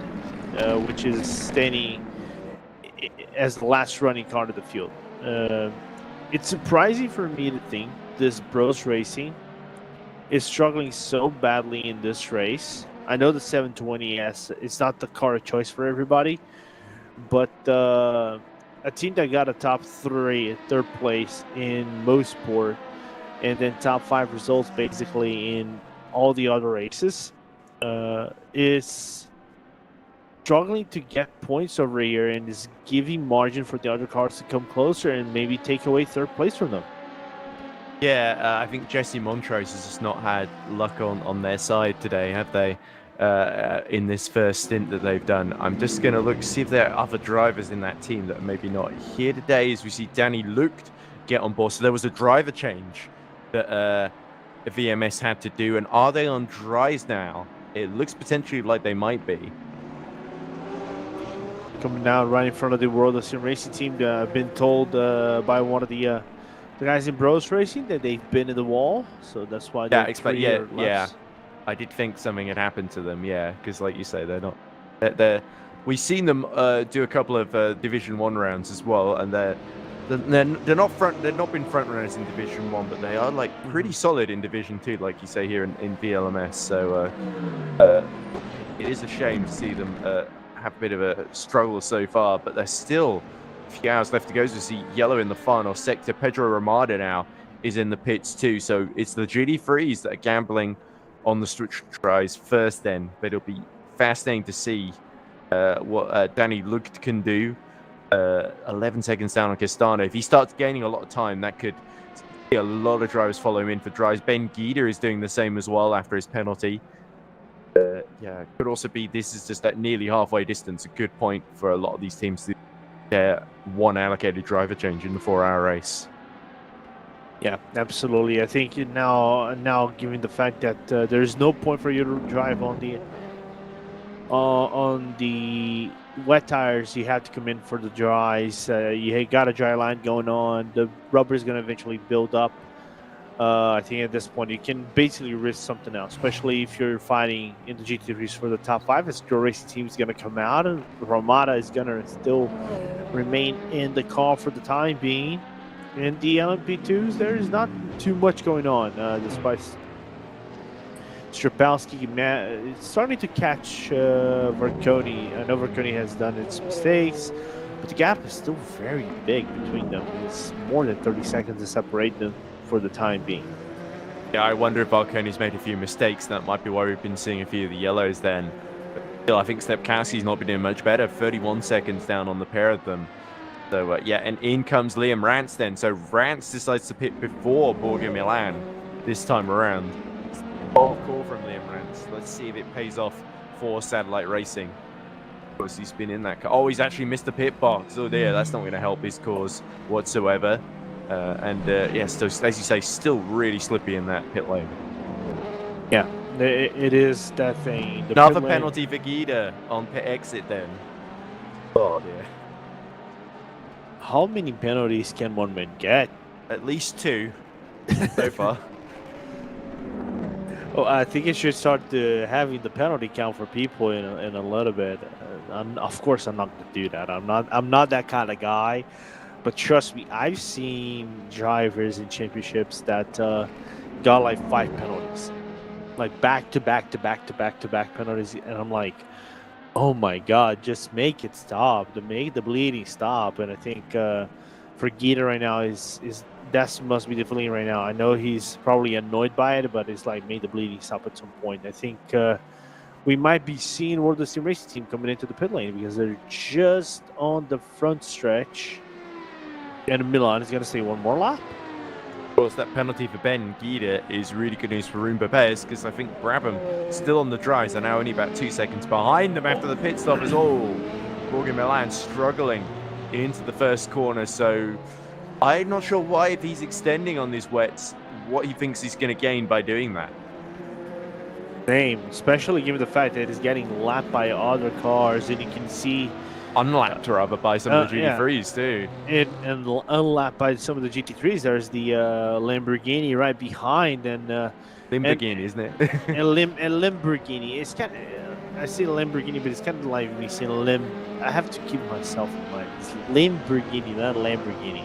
Yeah, exactly. It's a Porsche, not a Lamborghini. Yeah, we're not commentating on Le Mans Ultimate here with hypercars.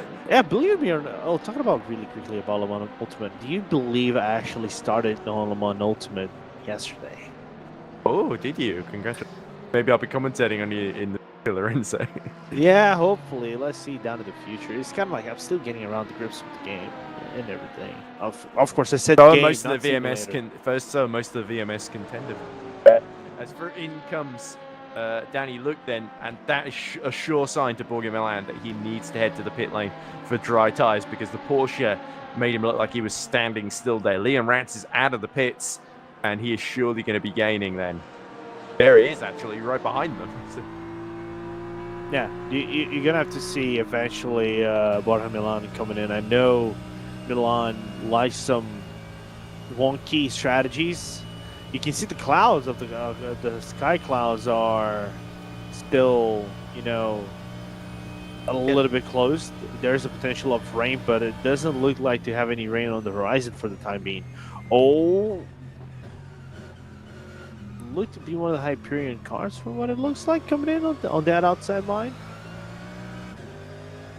Yeah, so everyone apart from Milan and Castano have pit for dries then.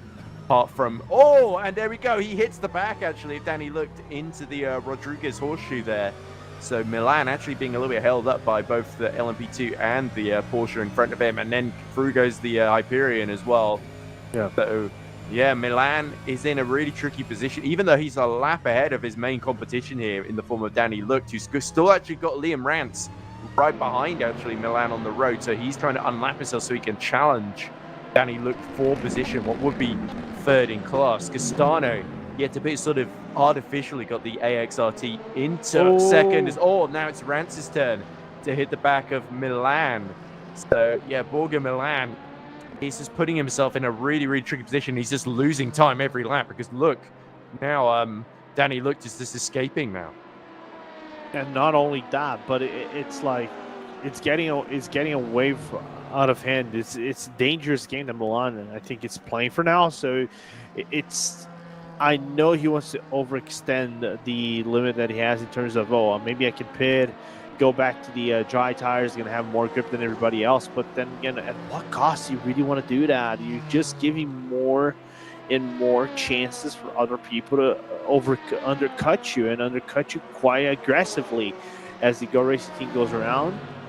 And that is going to open up the door for Rance to go on the outside and overtake, as Milan just says, I had enough. So he comes into the pit lane and eventually he's going to change those tires.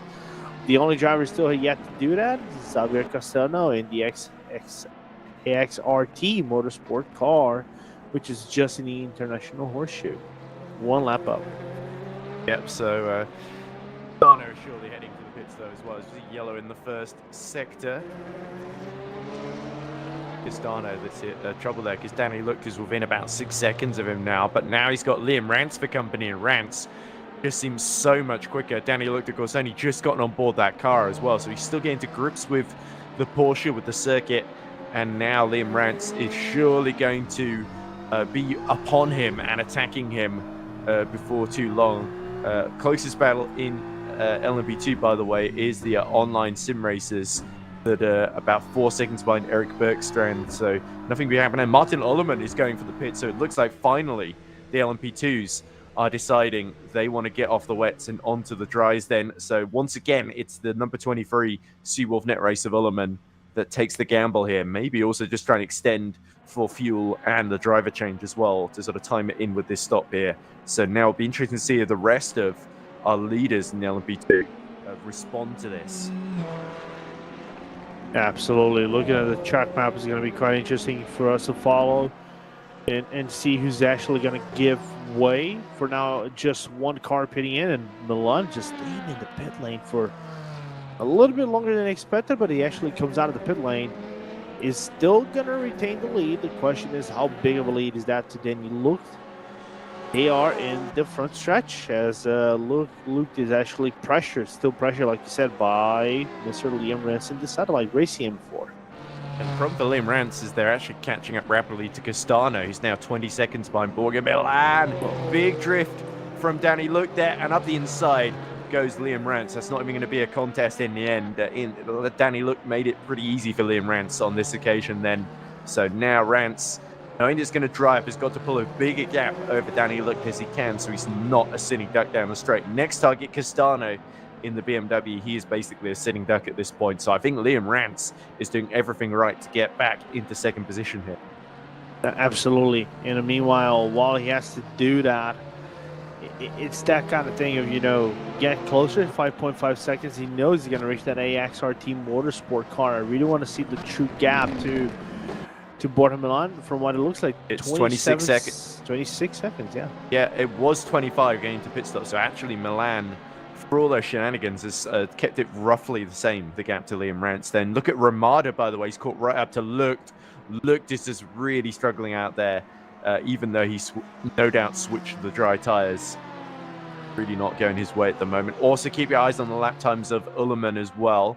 Or I think Ullerman may have handed over to his teammate, Benjamin Gielzinski, and then 24 Seawolf now. So it'd be interesting to see. Oh, they've definitely switched to because it was a slightly longer stop there. 19 seconds now behind Karol Wozniak. So keep your eyes on those sector times, because that is what the LMP2 field will be looking at and relying on, as now Pedro Ramada, finally there's a shot for him to get into fourth position. What a big result that would be for the Portuguese driver. Absolutely, and we have to give in fact that he still have to hand off to his... Interesting. So Go Team Racing deciding to get off the wets, and again he misses the pit box. This is quite the gamble then. He's certainly the second of our LMP2s to do it then. He's sector times from Giels 36.3. That was pretty good actually, faster than anyone else in the middle sector, and sector 3 for Giels 19.1, which again slightly faster than all of the front runners as well. So it's definitely leaning into that territory where if you stay out on the wets now, you're just losing time. So Loic Moynier has surely got to respond to what Go Team are doing here. Not only that, but you're also playing with fire with the fact that the pressure of the tires is going to increase, and eventually by increasing the pressure of the tires. Move for position. Castano having to get out of the way of Danny Luke, and now actually all slightly holding up Pedro Ramada then. So Ramada should breeze around the outside, as I don't know why Castano is extending on the wets for as long as he is, as they have to go free wide there with the car going up on the banking. And Ramada is going to have to hang this one out then. Side by side go the two BMWs, but it's the Grow Racing team that's surely going to get to the Le Mans chicane first. Castano's not going to have any grip to do a late braking maneuver up the inside, and indeed he knows that, backs out, and now Ramada can focus once again on the Porsche of Danny Luke as well, although the straight line speed will save Danny Luke from any attack from behind there. But yeah, this is it was a gamble from Castano. It's certainly not paid off, and now he's got about 16 seconds until Eduardo Benica, who's now gotten aboard the 76 SRC Commerce car, is surely going to be breezing through before too long, regardless of whether Castano pits or not. Yeah, absolutely. But just to quickly cap off my point of thought is just like, if you stay on the wets at this point of the point of the race, the tire pressure is just going to increase. And by increasing, it's going to become more difficult for you to brake and doing everything else with the car and getting rotation in. So that becomes this challenge as Ramada tries to look on the inside. Could not get that door open on Luke. But you can see Luke trying to get around, getting some grip on the track, and I think that got blocked by an LMP2 right in front that allowed probably the Portuguese driver to come in and getting engaged into a fight against the Porsche, and that Porsche is struggling for grip like a crazy madman, and Rumbobars getting a penalty for Brabham. Yep, so something's happened out there on track because I don't think Roomba Bears have gone into the pit lane Leader in the recently. pit lane.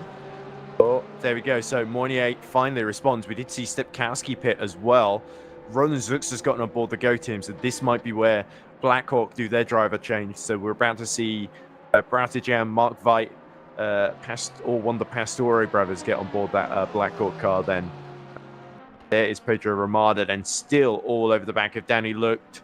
It's always a bit trouble when you go in mid-race and you suddenly find yourself in a battle where everybody else hasn't changed drivers yet, and you're suddenly just like, oh, well, I've got to make sure I don't lose track position here, surely, because otherwise, when others do the driver change, we could come out behind them. So it's just the case that Danny Look is sort of got to worry about his own race, but at the same time, Daz doesn't want to give an easy third place up to the Pedro Ramada run Grow Racing Team car. But it'll be interesting to see what the gap is between the Blackhawk car and Roland Zux then, as Zux inherits second position from Patrick Swakowski on board the Hyperion. They've actually lost out to Gielzinski because of Gielzinski going for the dries quite early, and they, in fact, is 5/10 apart then on this particular lap, as we also see Ramada continuing to hassle to harry the back of Danny Luck's Lamborghini VLMS Porsche. Yeah, and you can see that Lucht is actually struggling on the infield portion of the track, right? When he goes into the oval portion, he shows the strength of the Porsche, but in the infield, that's basically all BMW. You can see Pedro just getting the better lines, getting the better grip, being able to come better outside of the corners, being able to accelerate a little bit better, just because the Porsche has a little bit more grunt. Once it picks up the pace and it basically is acquainted with the grip, that it becomes more difficult for that M4 to do the overtake. So it's quite interesting how that is actually progressive for them. It's just making the life of the Portuguese driver difficult as he goes lap by lap by lap basis. But interestingly, Moynier, I think, has stayed in the Blackhawk car, but he's now 13.3 seconds ahead of Roland Zux. So Zux actually took about 7 seconds out of him at the very least by pitting earlier. So that really shows you the power of that. Gielzinski's benefited from that too, to clear Swakowski. He's actually starting to extend the gap to 2 seconds now. Now Ramada tucking in, but again, like you say, the straight line speed of the Porsche makes this a difficult battle for Ramada to win. He's sort of got to just force looked into a mistake in the infield section. As Tom Peters, another one esports guy, has gotten a penalty now as well. So the penalties are really starting to rack up, aren't they, from runners a bit low down in the field? Or, well, the route was part of the reason they are low down in the field is because they've already got penalties, isn't it?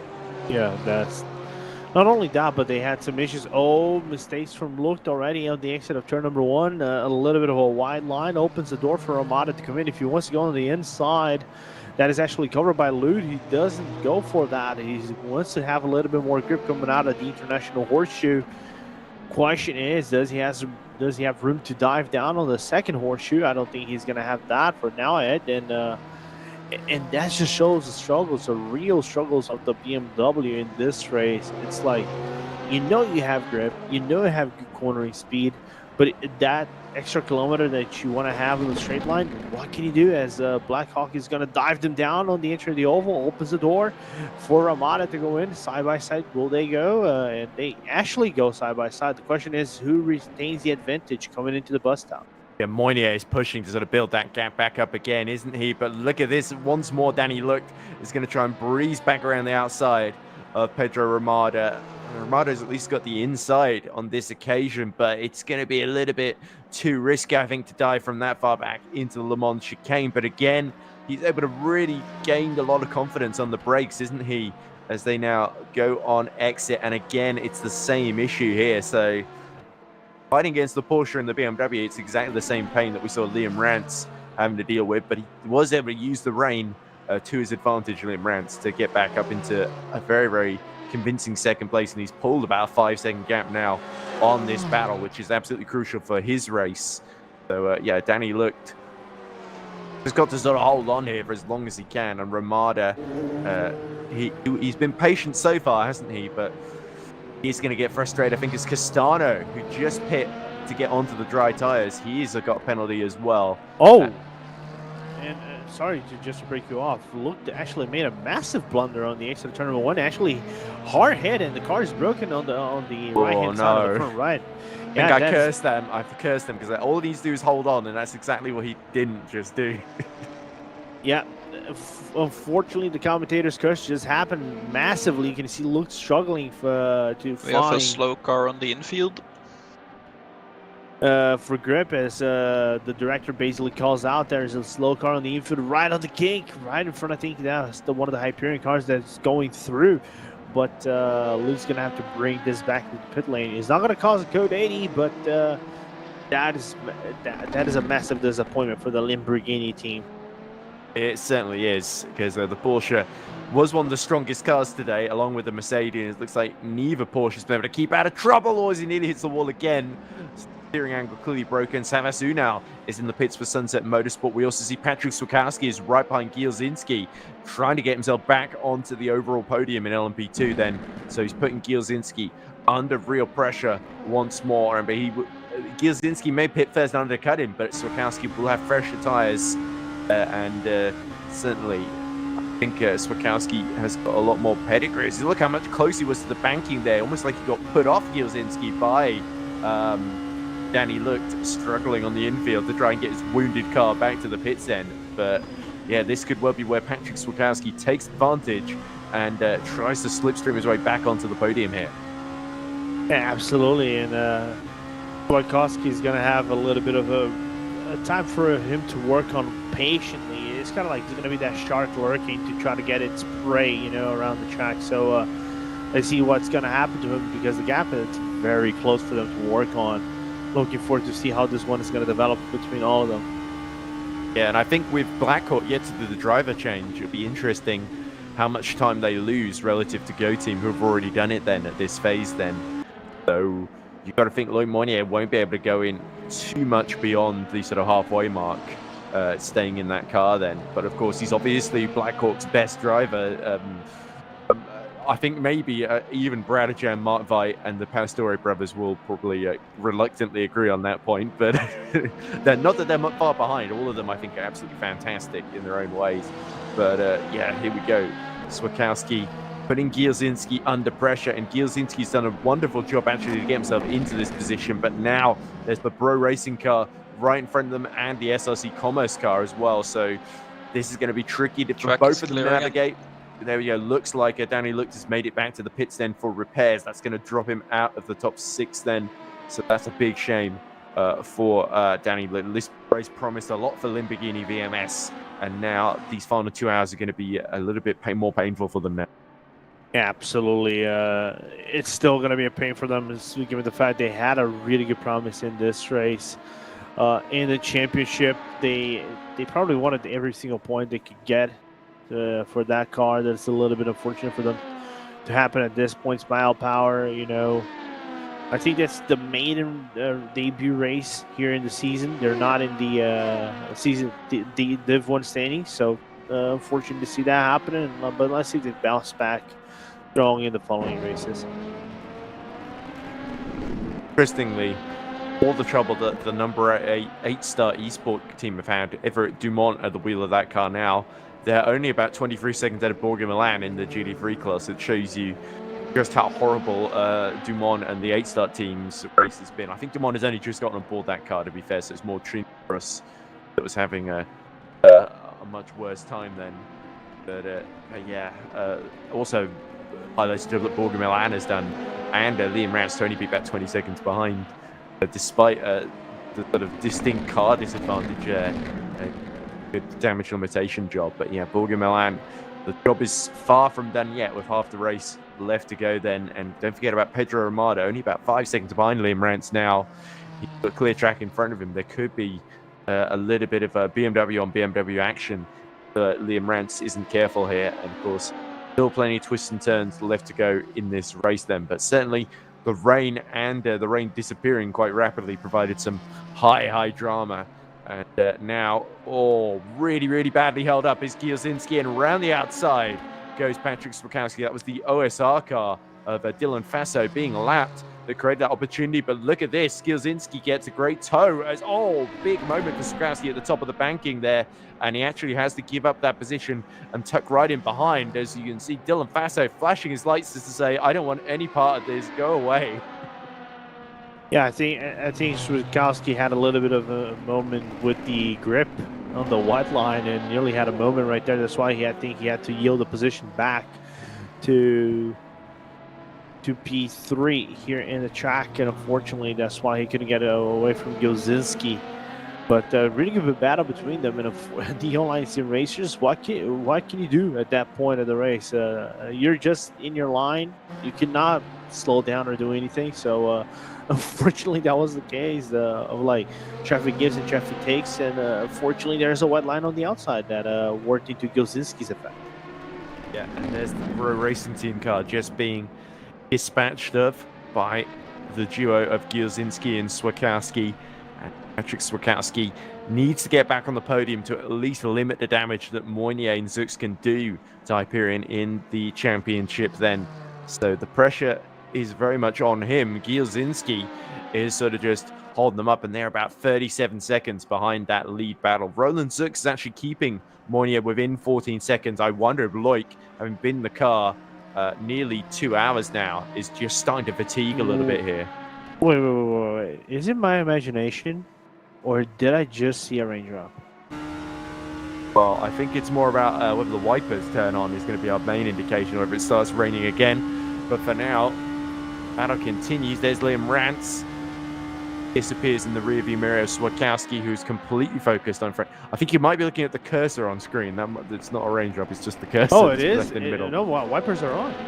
Wipers are on. It is raining as well then. Okay. Well, Daytona, I'm having flashbacks of Daytona 2019, 24 hours of Daytona 2019, where like you had 1 minute of dry racing and 20 minutes of wet racing because of the unbalanced weather that you had at the half mark of the race. So it's a little bit unfortunate for the engineers and teammates to actually know what the proper strategy will be moving forward. Yeah, certainly, and it creates another headache in terms of strategy here. But in a way, it's a sort of save Loic Moynier. Since it dried up, Go Team was starting to catch back up again, and now Roland Zux will see this rain coming and say, oh, not again. I guess Falcone had to do a stint in the rain, and now I have to do a stint in the rain as well. But of course, Moynier, the driver change is coming, so whoever is hands over into in that Blackhawk team, Moynier will hope that they're as good in the rain as he is. I'm sure they will be, but we'll have to see how this all filters out as well, because having to do a driver change and a tire change and put some fuel in is a lot to do at once as well. So whereas a Go Team have only really got to worry about fuel and tires then as well. So they are trying to outfox Blackhawk here, and Blackhawk still under pressure despite being 14 seconds in the lead, as we see again Swakowski still stuck behind Gilzinski. This is just costing him time in this race now, and this is really working against Hyperion. You almost think maybe gamble on the wets in the next couple of laps and try and undercut Gilzinski here might be Swakowski's best play here.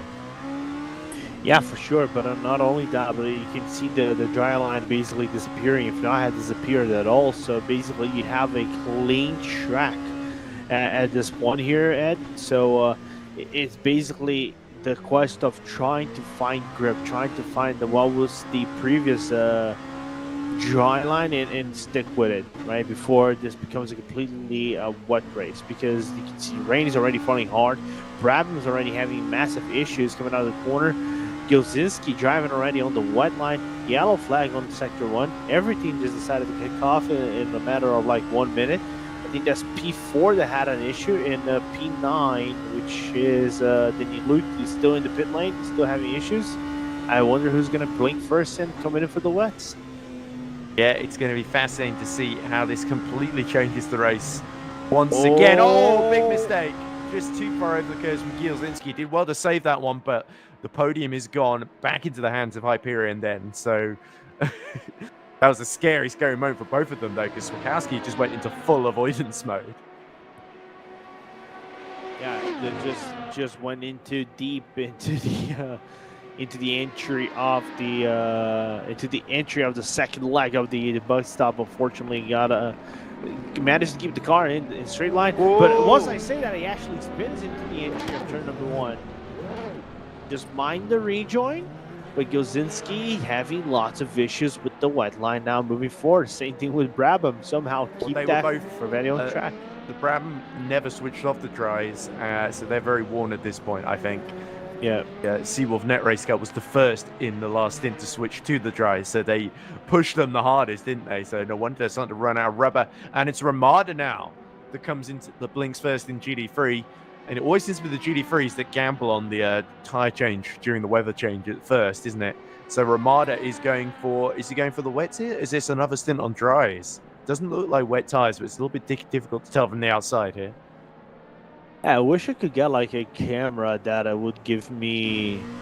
Oh, as I went into the wrong camera. No, but I can now find the camera that would take me into saying, "Oh, maybe they're on the wets." They are on the wets then, so Yeah. because you have to look at the timing screen overlay setting, don't you, rather than the sidewall the tire, unlike in a LMP2 where there's blue for wets and yellow for the dryer compounds, usually Dunlops. But a big mix there. You can see mediums and hards on the satellite car, mediums though on the World of Sim Racing car, and on the SRC Comos of Benica that's now up to third as well. But yeah, you see Bros Racing there pinning for wets now as well. And it looks like Linus Lindvall, the number 46 Seawolf, is going for wets too. And I'm seeing, I think, Dylan Fassad having issues with the online sim racers car. He's driving on the apron. I was looking at why the yellow flag was actually triggered on the racetrack. I wonder if there's any damage on that car. The right-hand side doesn't look to be in one piece, but that could be basically my impression. Yeah, it's a sort of split livery on the online sim racers car, isn't it? With the lines, it's sort of like a diagonal line in the middle of the front nose, isn't there? So there's Bruno Reinho now gets on board. So they did a driver change and a tire change. It looks like Satellite Racing are in as well. So Liam Rance knows he has to cover off Bruno Reinho and potentially hand over to one of his teammates as well. Potentially Jimmy Nisula getting in that car now, or Henry Sinek. Yeah. It is either or. You know, it's their lineup. It's so strong, which is unsurprising to see who's actually going to come in. SRC Commerce has Eduardo Beninca coming in as well in the number 76, taking a bit of a swap. I think he did that on the previous pit stop, so he knows he has to come in for the wet tires. You can see he's struggling for grip, trying to find himself the proper line as he's going to duck down into the pit lane, and Rents is eventually going to come out. But of all these things, you know who hasn't pitted yet? Wait, Monia? No, not only Monia, but also the other leader. So Milan is still sticking it out as long as he can to in the racetrack while everybody else is putting it. Yeah, I think from his perspective, he's like, oh, I only just came in for the dries and now it's raining again because he stuck it out so long. But yeah, interesting that when it showed the tire grade was P, the wet tires for the LMP2s. Yeah. So okay, so that shows that Zux is on the wets then. Really interesting. He's about 19 seconds down on Moinier here. So potentially, yeah, unless the time screen here is wrong, we've got Zux, Ilzinski, the bail for the wets, as did his teammate Lindvall, and everyone else is on the soft tires in LMP2 at the moment.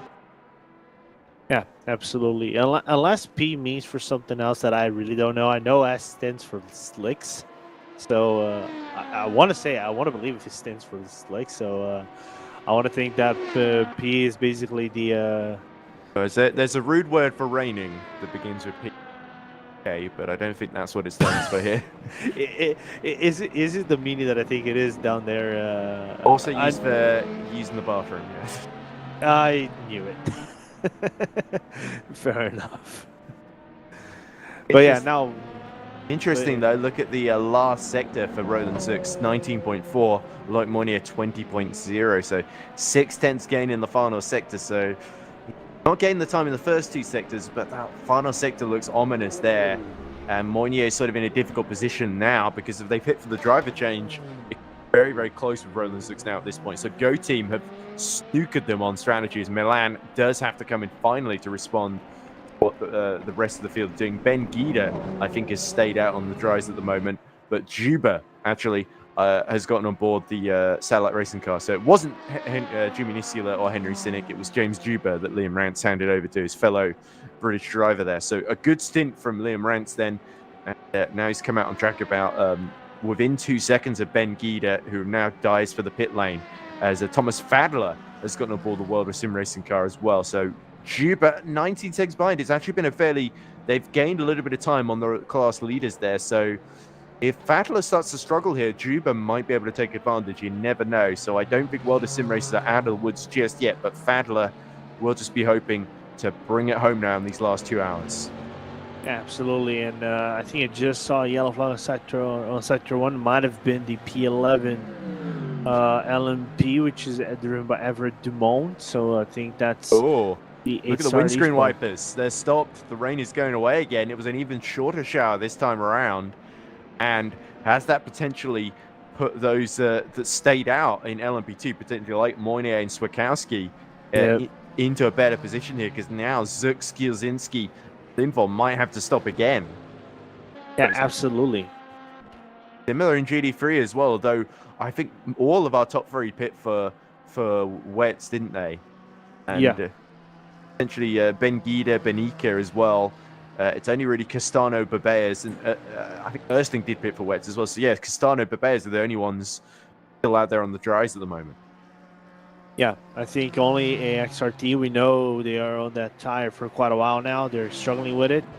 P7 as well, which is that is going to be Brabham basically. That also on the slicks. We're approaching 2-hour mark. I think it's like if there's one thing I really don't want to be in this race is the strategist. Oh. I think if you're the strategist at this point of the race with so much rain and the uncertain nature of how actually the track is and how showered down it is, the track and things like that, it is just like, have you ever seen the memes where you flip up the table? Oh, yeah. That's basically all your plans go out the window, right? Yeah, all my plans are out of the window. So basically, I'm flipping my table right now, or I'm flipping my table, flipping my clipboard, everything. It's so like your strategist playing a big game of chess, and you say, "Oh, you got checkmated," so you just flip the chessboard over. Yeah. It's kind of like you think you're 2500 elo. You're basically on the same elo as the top level guys like Nakamura, Caruana, and everybody else. But as soon as the rank comes out, you go like into a 100 elo rating. You don't know what to do. So yeah, it is complicated. I'm not going to go deeply into chess talk, even though I'm not the biggest chess specialist, even though I play from time to time. I mostly solve problems. And look at this. Fadler, of course, just coming out the pits, of course, but he had a very, very slow middle sector. James Juba is now cut about 2 seconds out of him almost on so far in this stint then. So that is a bit worrying for World of Sim Racing team. The Mercedes naturally faster in a straight line, of course. So they'll be glad to see that it's drying out now. But Juba seems a little bit more switched on than Fadler at this phase. So Fadler has got to settle in now and start to lap competitively just to fend off any potential threat behind. But yes, it could just be that Fadler having a bit of nerves as he just gets through some tricky conditions that he's just walked into. But yeah, Juba seems right at home with them already, and we know he's really, really experienced in rFactor too. No wonder that Satellite have got him on the books. Absolutely. Yeah. But, this also realizes we just passed the first half of the race. So we already opened the second half of the race. And takeaway yet from this first half? I know it's been a very calm of sorts, as we just had a mild yellow flag on Sector 1 flag. And I think that was P2 that had a little bit of an issue. In the GT3s, I think Zuba had a small issue coming into turn number 1 with the braking. Yeah, it doesn't seem to cost him too much time, though. But yeah, the big takeaways are that Moynier is doing everything right so far. The gap to Roland Zuk's now back up to 23 seconds. So yeah, now that it's dried out, those who switch to the wets have got a bit of a problem on their hand. And I think Blackhawk, long fingers crossed from their point of view, I guess, things don't go wrong for them from this point on. But they're doing everything they need to do to win right now. They just need luck to stay on their side. Then in the final half of the race, Zux and Go Team and Hyperion have been sort of outfoxed on the strategy essentially, and I think CMT Go Team, even though they pick now, have still got a good chance of second. But Swakowski, of course, crucial that he cleared Gierzinski and didn't lose even more time. But that 30-second buffer that Zux has got means he can pit to go on to dry tires and not lose too much time then. But of course, he is trying to sort of limit the damage by extending the stint here, but that's just losing time then. So he's Go Team are now in a really tricky position unless it starts raining again.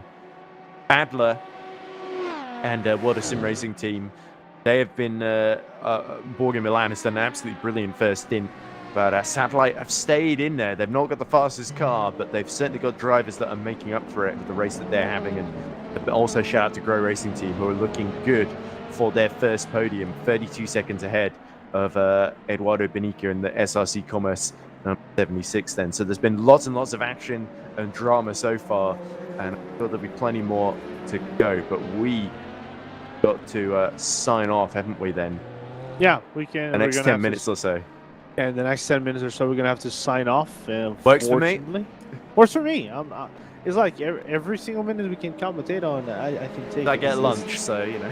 Yeah, we can get lunch, relax a little bit. I know my wife let me some like risotto from our Valentine's. That's what we did yesterday. So it's like I'm set up for the remainder of the afternoon. Not going to complain about that. Oh, it's a good risotto, but from still a lot of racing. I know it looks like to be a gap racing of sorts, right, Edward? So well, that sort of tends to happen at Daytona as well. It's a sort of circuit where you can quite easily get spread out with the big long banking essentially. Yeah, not only that, but then again, the different strategies and everything, just how everything transpired in this race of sorts that I think just made this race more interesting. And you have this a certain aspect of when the rain is going to come, because if we're looking on at the skies, right? Let's just grab Fadler perspective. You can see the skies are not clear. There's still some heavy clouds lurking over the Florida track. So there's still a possibility of rain at any given point in the race. So and the moisture's not going off track anytime soon either. Yeah. Well, so it is going to be quite lethal offline. But yeah, Fadler actually started to regroup a bit, is now matching the times of Juba at the present moment, which is certainly good for perspective. But certainly if you're a GD3, you don't want to be hanging out on tries at this point. It might be when the group starts to form on the racing line a little bit more in a couple of laps time potentially. So we might see some of them, the pit for wet, switch back to dries essentially. So the threshold with a lot less grip and downforce in these GD3s is you're going to rely on making the tire change a lot earlier than some of the LMP2s, where they tend to be just react a bit later on. Yeah, absolutely. I just read a comment on our YouTube chat, which is been having me chuckle a little bit. I think that's Nico Barclay, which is Mr. Cuffle, just saying, when did Pavler start learning Spanish? Or becoming Spanish? And Subiela, which is one of the managers in World of Sim Racing, just say he's learning. I love those. Sometimes the banter between teams and drivers. But yeah, interesting to see that. I think they're the sole GT3 that is an AMG GT3 Evo. So it's interesting to see how dominant they are in this race, despite being an odd car in comparison to the rest of the grid as well. And what I've just noticed as well while watching this, the Sunset Motorsport car, what a fantastic comeback they've had, considering they had those early issues early on, dropping to the very, very back of the field. They are now within 8/10 then of Dylan Faso in the fight for 7th position. There they are then on screen then. So Faso continuing to struggle a little bit out there. He's dropped 88 seconds behind Linda's Lundvall. I think was Faso one of the ones that switched to the wets, whereas yeah, Katoglu in the Sunset car is definitely on the dries here. Yeah, but we're gonna have to just take a quick look. We can always get that out of the way. No, So they're there you both go. on the dries. They're both on the dries. Okay, so it's a straight fight then, and that makes Katoglu's progress up the order even more impressive. He's certainly been setting some pretty solid lap times. 1:33 last time around for Katoglu, which was about 2/10 quicker. So he 1:33.0 than Dylan Faso. So he's starting to feel the pressure now, and Katoglu, the Sunset team that have always tended, the Turkish squad always tends to sort of punch above their weight, don't they? Yeah. They've got some really, really impressive drivers like Simit Ozturk, Savas Ünal, Melik Akmali, and of course Kemal Katoglu. We see at the wheel at the moment, and they've had lots of success. They're the reigning LMP2 Pro-Am champion, the Esports Endurance Championship from the previous season. I think they're in season 7 at the moment. So yeah, so it's great to see them. They were a GT3 team for a while, and they've sort of made the jump up to LMP2, and they've had their ups and downs here and there. Certainly, season 7 in EES has not been, when they graduated to the pro class, that it's not really been. They've not really had things their own way for most of this. But it's good to see that that pace, that ability hasn't really gone away from any of those drivers. Absolutely, and they're adapting well to the LMP2. I'm gonna tell you, I think driving the LMP2 is a little bit of an experience, right? Because you get that speed, you know it's not the fastest car around in the bunch. He has some downforce.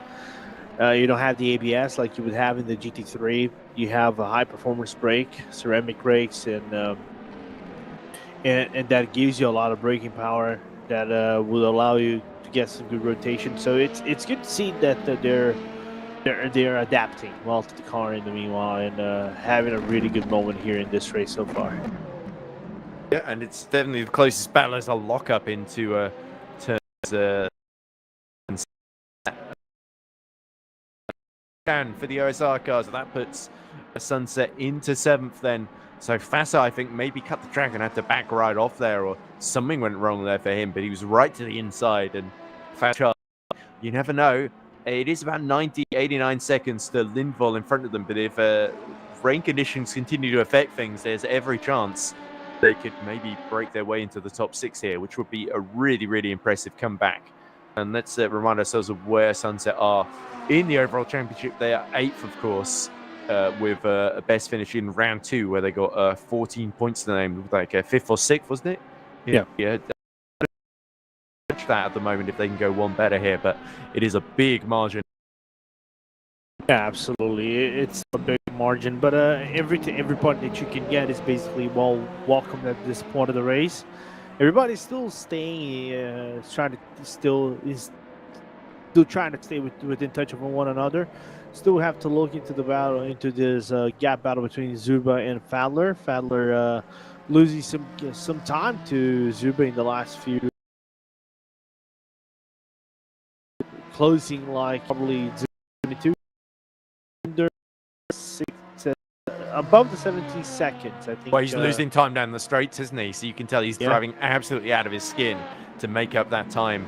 Absolutely. In the first 2 sectors. It's really the final sector, especially a little bit in the second sector too, but the final sector is really where you thought he was 2/10 quicker in that first sector on this lap then. So it's those middle 2 where the World of Sim Racing Mercedes straight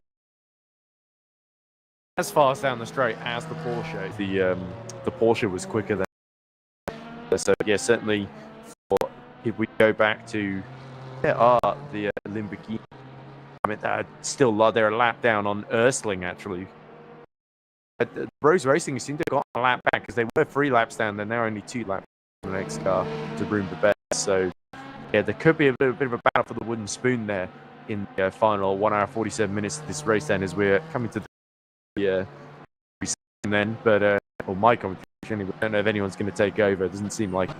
But yeah, Juba is really having to fight to make the difference here, and it's fantastic to watch the BMW be put through its paces. And you have to say the smart money is on Fadler to hold on, but you can never count out Salet Racing 64 because they always somehow pull it out of the bag. And they just never give up, do they? No matter No. how difficult and how far ahead the Mercedes get. So you can put them in a car that has a disadvantage, but they will still fight right to the end. It's gone off. Peter's going to the pits for level 1 esports on the one gamble on. The one that had a little bit of an issue once again. But yeah, still looking for these battles around in the racetrack. Still a lot to go on. I know the closest is between Fasod and Kurtuglu for 7 and 8 in the LMP2 class. So looking forward to see how that is going to go on. But I think, Ed, unfortunately for us, that's basically the end of our commentary stint. Unfortunately, we still have a lot of racing left. We're going to still leave the live pictures of you guys and hopefully have a true, not going to say decision, but a conclusion to this strategy-based wacky race. So if you put it that, the first 2 hours of this race. The normal pit stops, then you normally expect in a 4-hour race. At Daytona, it certainly throws up a few curveballs and surprises. Yeah. So, yeah, but I've really enjoyed it so far. You can see the stops they've all made on screen. Our leaders in each 3 stops then.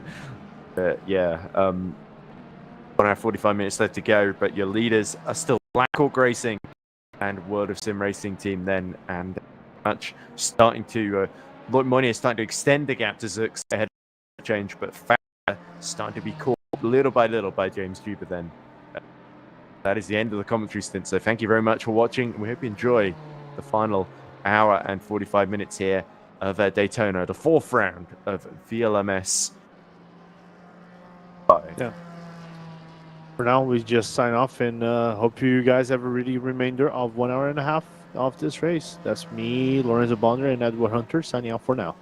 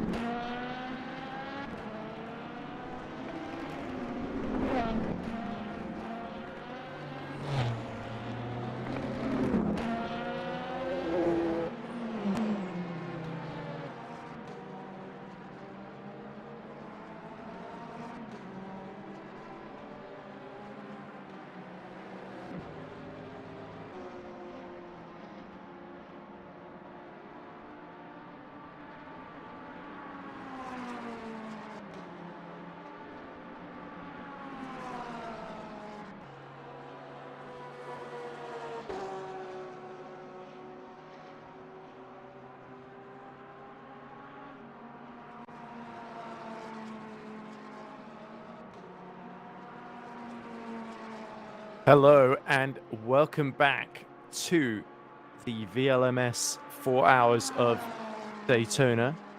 My name is Edward Hunter and I've come back to take you through the final 25 minutes or so of action. Then we see at the top of the LMP2 order, Go Team sensationally been able to work their way back to the front with that from Blackhawk for Giuseppe Pastore, putting them into second position in the order.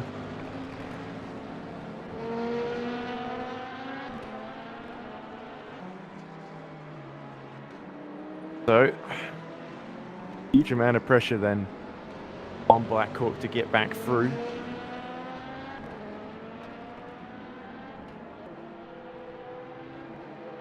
And we, of course, have got Patrick Swakowski still in third, about 36 seconds behind that battle between Zux and Pastore. Benjamin Gielzinski is fourth, Matthias Pruzak fifth, Linus Lindvall sixth, Kemal Kutoglu still seventh, 34 seconds down on Lindvall, so Kutoglu has had an excellent comeback continuously. Dirk Oost is eighth, 2 laps down, then it's Nicholas Paletti in ninth and Everett Dumont in 10th.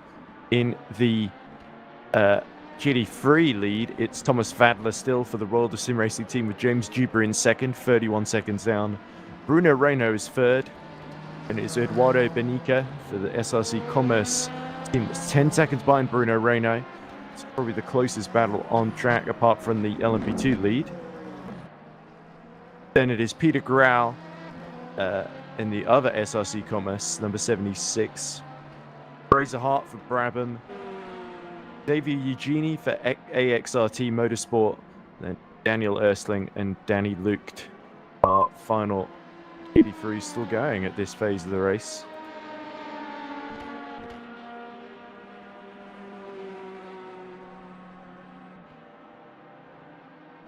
So then, trying to make sure I can actually see what's happening.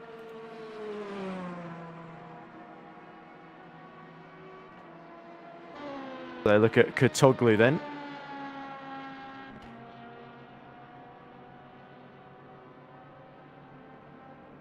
William Schittling says, "Hi Ed, Peter is in the 77 car. It's showing wrong on the live timing." Okay, thanks William.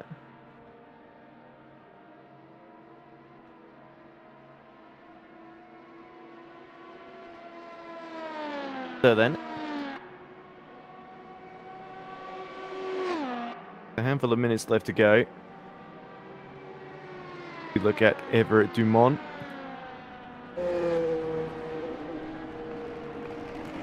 Star Esports.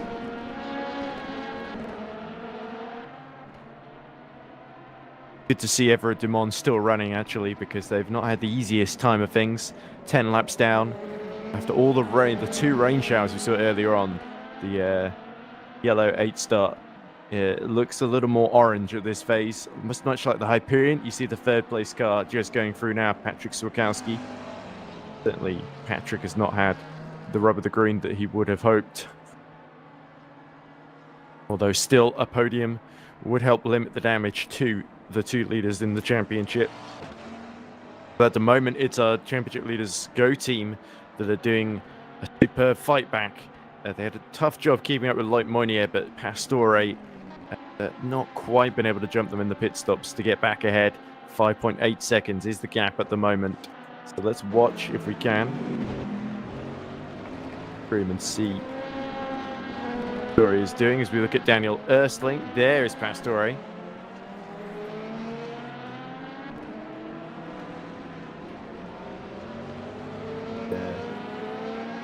We look at the last lap times then. It was a 1:34.1 for Zux. I think Swakowski and Pastore is still lapping in the mid-33s then.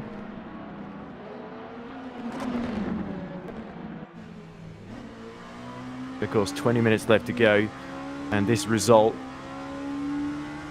would, of course, extend Go Team's lead over both Hyperion and Blackhawk.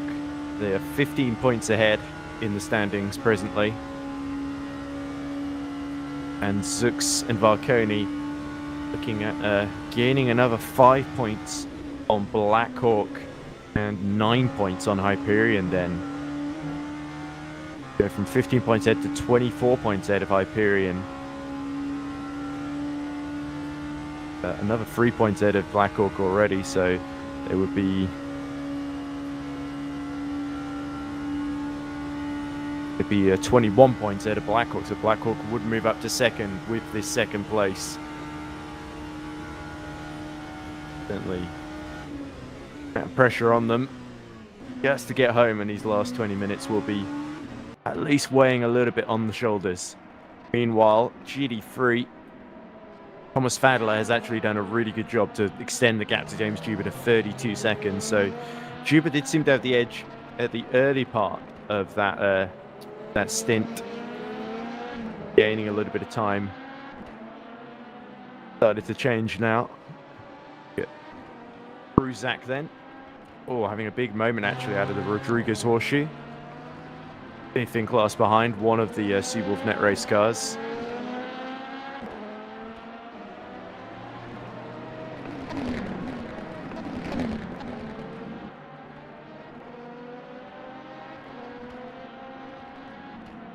Let's have a look at our... Bruno Reiner has actually pulled another 5 seconds on Eduardo Beninca in that SRC Commerce car. Battle for the final spot on the podium. A brief look then at our GD3 leader.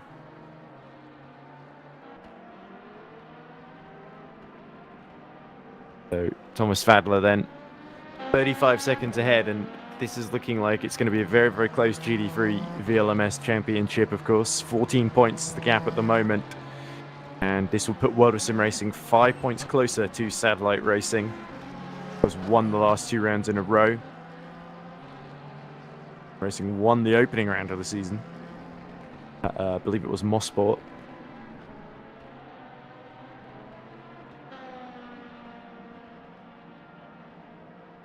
There we also see Davide Eugeni. Good to see them still going. They did gamble in the rain shower earlier on by trying to stay out on dries, hoping it would dry up, and unfortunately it didn't dry up quick enough to make that a viable strategy. So they are now 2 laps down. 14 seconds down on Fraser Hart. So Brabham have actually fought back well. Cripses and Roomba Bears.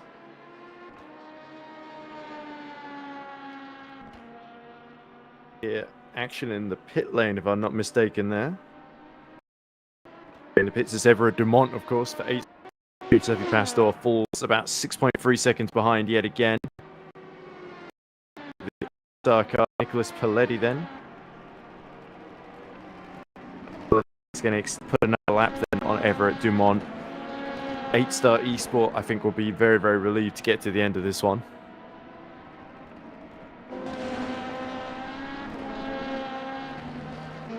A reminder of our retirements then. We lost Danny Lucht in the Lamborghini VMS Porsche 11 for them. Did look so good for potentially third or even second position, fighting him over and Team Ram. Sis Miriam for Project 91, their race never really got boosting disconnected. They look like they have potentially even gone all the way. So, like Daniel Erstling and the Bros Racing team are beneficiary of that. Good to see them sticking with it in the 87 after all the bad luck they've had today. Lots of Aryan team with their green, white, and red livery. They're patriotic.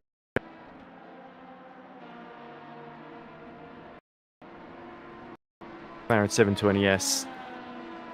Definitely not the fastest of the GD3 field, and it's proven to be the case here at Daytona.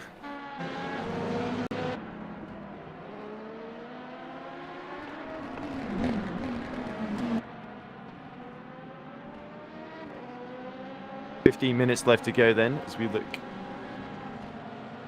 potentially now at Benjamin Gielzinski. 4th.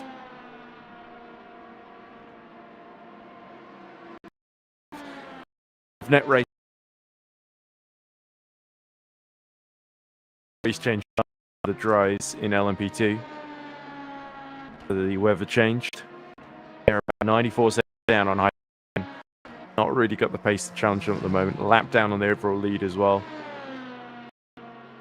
Certainly Roland Zux, Giuseppe Pastore within touching distance, 6 seconds behind. Black Orca not giving up on this race victory by any stretch of the imagination. Eduardo Beninca has actually closed a couple of seconds on Reinho. The gap 12.9 seconds now.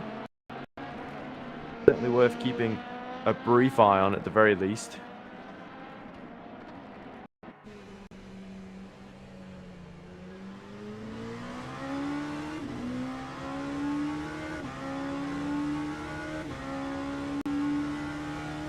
Yeah, the field pretty spread out on the whole then, as we ride on board where I think this is the level 1 eSports, Dirk Gustav in level 1 eSports car, the orange and blue machine.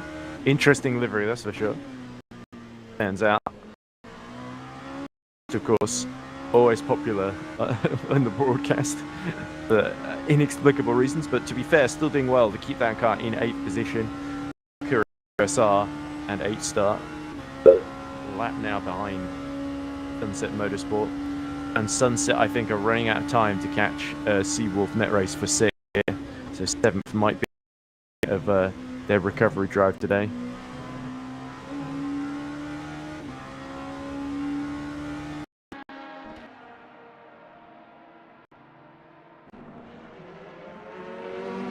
.30 minutes to go, and certainly a lot of the has been going on earlier on in this race, but nonetheless still that final furlong complete. Gotta hand it to our top 3 in LMP2, Zux, Pastore, Swakowski. Have put on a fantastic show. Certainly what a sim racing team with Borgi Milan, Thomas Fadler and co have not put a foot wrong. Got the Mercedes and stayed there throughout, but rarely has the gap been particularly small, although so they didn't lead the entire race, but had led the vast majority of it.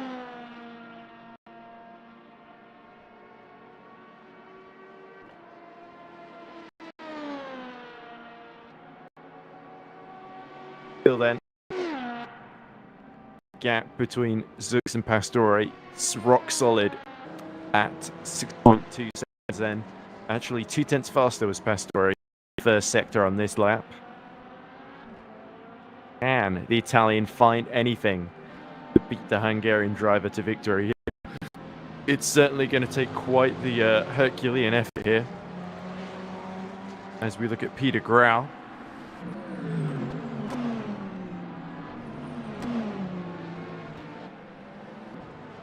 Of course, I believe the 74 certainly had its fair share of issues, penalties, but is still going a lap down on their teammates then, and 25 seconds at Asia Hart then. Yeah, they've definitely pulled a gap on the Brabham. Case of can two battles really are. Can Eduardo Beninca in the other SLC Commerce, the 76, beat Bruno? And can Giuseppe Pastore do anything about Roland Zux 6 seconds ahead of him? 133.3, but that's matched and eclipsed actually by Roland Zux. Very good in the second and third sectors. Kutoglu, Ferrari GT3 does so pretty effectively.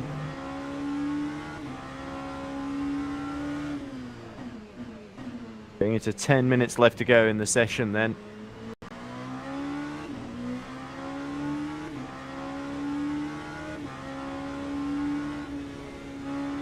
Certainly at the halfway stage of this championship, Go team are taking control. Despite Hyperion beating them last time out, it was a blip in the end.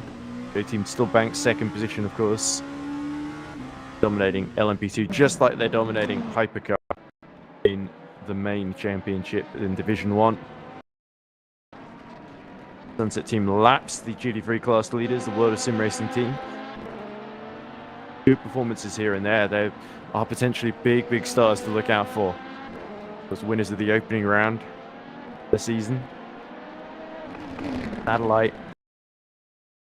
The remaining track calendar will be Daytona.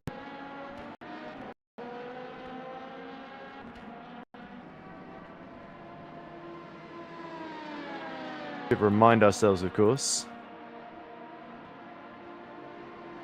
of Division 1 for that matter, because we've got 1,000 miles of Sebring on the 1st of March, a couple of weeks to look forward to in Division 1. So it'll be exciting. Round of that championship with our LMP2, GT3s, and our hypercars all looking to do battle once more in the VLMS. Same drivers compete in different both championships, by the way. Similar to similar stable of teams at the very least.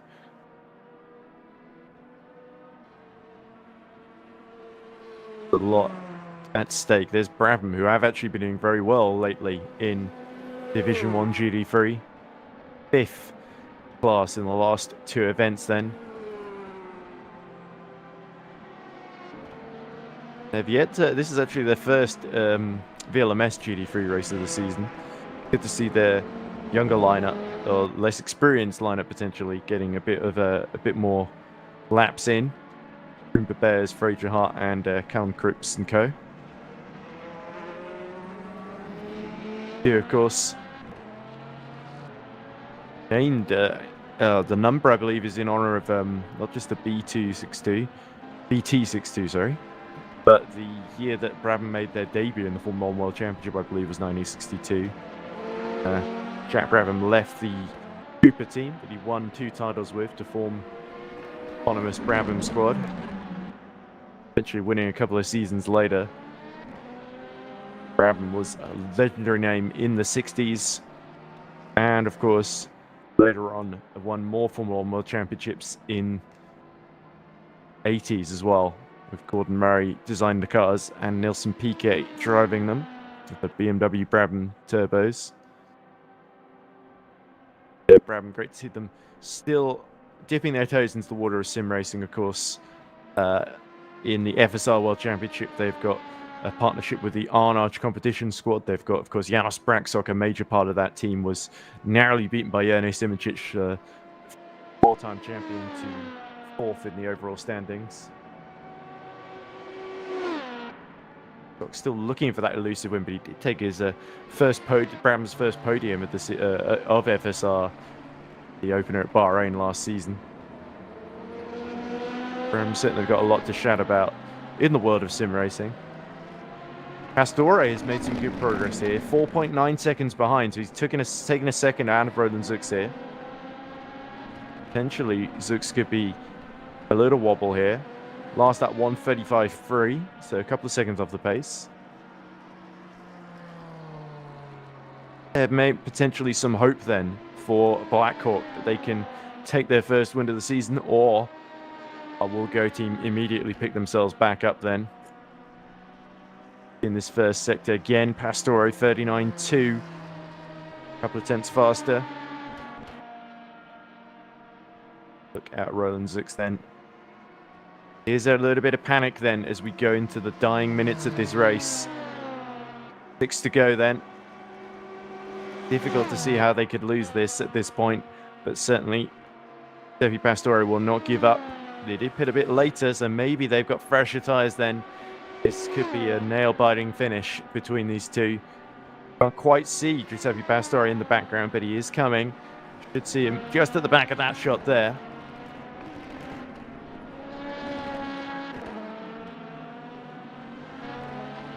Well, here's Mateusz Pruzak,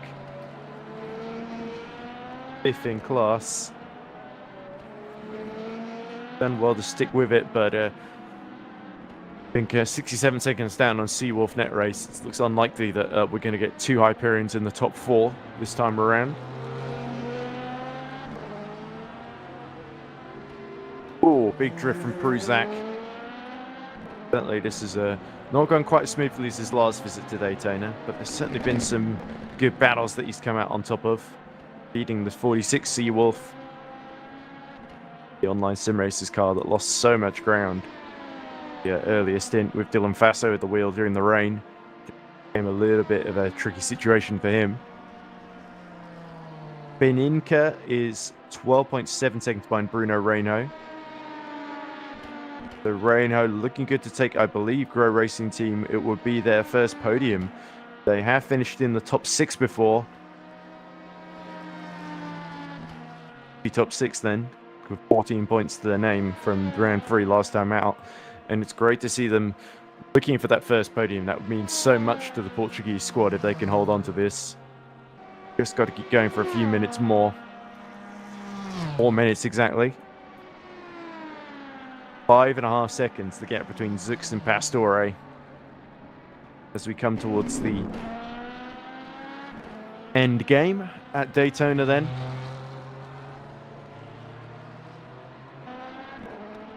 Certainly we've seen drama and action across the 4 hours. Good strategies as well. Some interesting calls too from the teams. We'll try to outfox each other. It's changing, trying to second guess the weather, which can always backfire very easily. And we end with dry conditions into the sunset. Let's go look at Benjamin Gielzinski.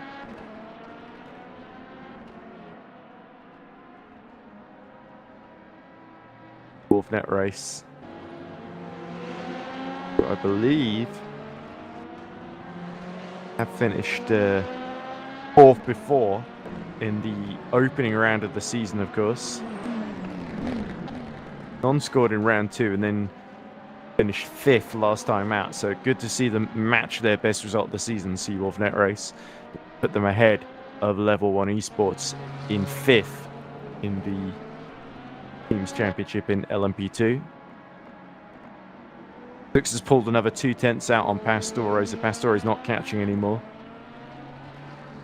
Beninka has actually got back within 10 seconds of Bruno Reino, so perhaps Bruno Reino is doing a little bit of fuel saving or just taking it easy the last dying minutes of the race then.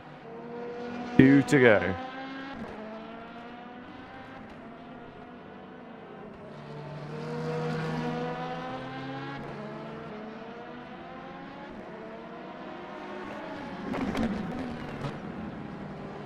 And this time Pastore a bit slower than Lux in the first sector. Overall his lap was a 10th faster last time around, but he's just not catching quickly enough. Taking a second lap. It's not been so far.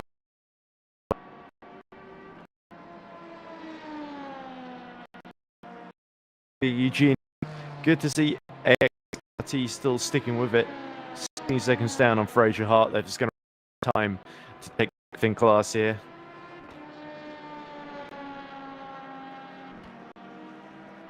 Lux has got the gap to Pastore back at 6 seconds then, with just 90 seconds left on the clock then. So looking at the track map, can they force another lap here?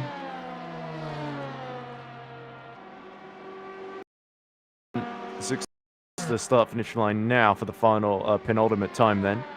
Whoa, big accident. That's Everett Dumont that has spun it coming out of... That really sums up the test, doesn't it? Unfortunately. Game ready for Everett Dumont and the start eSport. 40 seconds left on the clock now, and we wait now for Roland Zux to come through and take victory. There he is.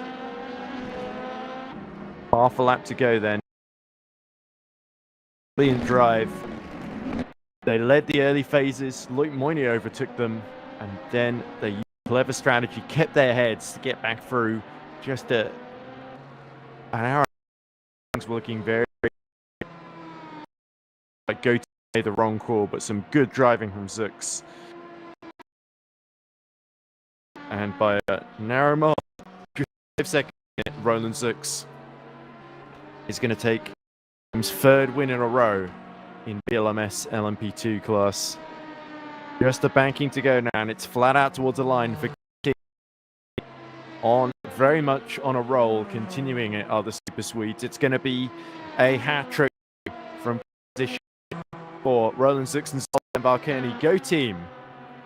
Number 6 wins the 4 hours of Daytona to extend their championship lead to 9 points now. Across the line comes Giuseppe Pastore in second. Patrick Słokowski 36 seconds down on the lead class. Another podium for Hyperion. We also wait to see Thomas Fadler and James Juba. Fadler is just coming through Le Mans chicane now. The Patrick Słokowski take for Hyperion, but after winning last time out, they are third this time behind Black Hawk Racing. Not really for victory. They got dropped in those middle stints with the rain. Where's Thomas Fadler? Should be coming to the line any minute now. And World of Sim Racing 51 are going to win. First comes Bruno Reino, takes third place for Grow Racing Team. Fantastic effort from the Portuguese to break their duck there and get on the podium. But it's Thomas Fadler and Borja Milan that secure the second victory of the season for World of Sim Racing Team. One that brings them 5 points closer then to the lead for 14 points with 2 more rounds left to go then, so it could get very, very close in that championship, whereas I think Go Team are almost in danger of sealing it around early next time out. Through now comes James Juba. Distant race. Nonetheless, that's good points for Satellite. 33 seconds down, though, on the lead. They knew it was going to be a tough one. They did everything they could today. The BMW not the fastest down the straights on the banking, but Liam Rance and James Juba, nonetheless, pick up the runners-up spot, and that keeps them in the lead of the championship. And the season drive today, that good defensive work could make all the difference. So then, as field completes the race, let's have a look then at the final order. Thomas Fadler wins from for World of Sim Racing Team by 33 seconds ahead of James Juba. Bruno Reino, a brilliant third for the Grow Racing Team. So it's Mercedes, BMW. No Porsches on the podium, surprisingly. Eduardo Beninca just ran out of time to catch Bruno Reino in the Grow Racing Team. So SRC, 76 and 77 are 4th and 5th. Peter Grau backing him up. Then Fraser Hart gets the Brabham home in 6th with the Corvette machinery. But they are lapped down on some of the leaders with Xavier Eugenie, AXRT, a little bit distant in the end despite taking risks in that BMW. Daniel Ersling is our final finisher for Bros Racing in 8th, with Danny Lucht and Ilko Busink failing to finish in their Porsches. Big shock there. Bad luck for Busink. Big crash for Danny Lucht. Took him out, sadly. So Smart Power and Lamborghini VMS lick their wounds as we now look, hopefully, at the LMP2 finishing order. That was, of course, Roland Zux taking victory then from Giuseppe Pastore, Patrick Słokowski, Benjamin Gielzinski. So a fantastic third win in the worry for Go Team, with Blackhawk in second. Hyperion have to settle for third. Seawolf Net Race were fourth with Gielzinski and Ullerman, doing a good job there.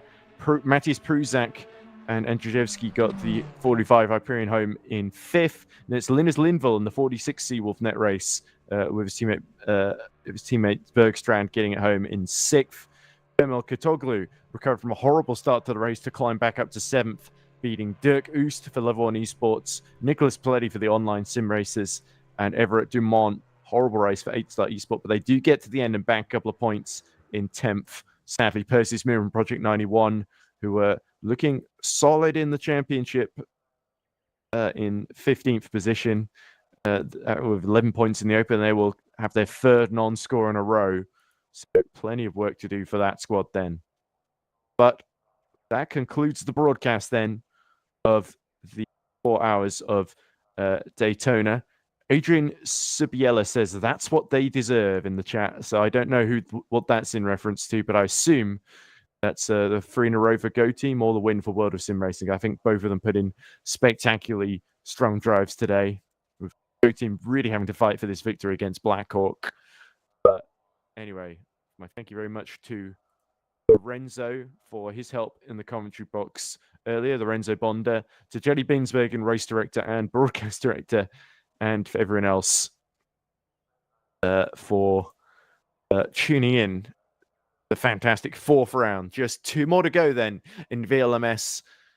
We hope that you can tune in there and see the conclusion of the second tier of the VEC's championship. But of course, we'll see you next time on the 1st of March for the 1,000 miles of Sebring. Thank you very much for watching, and bye.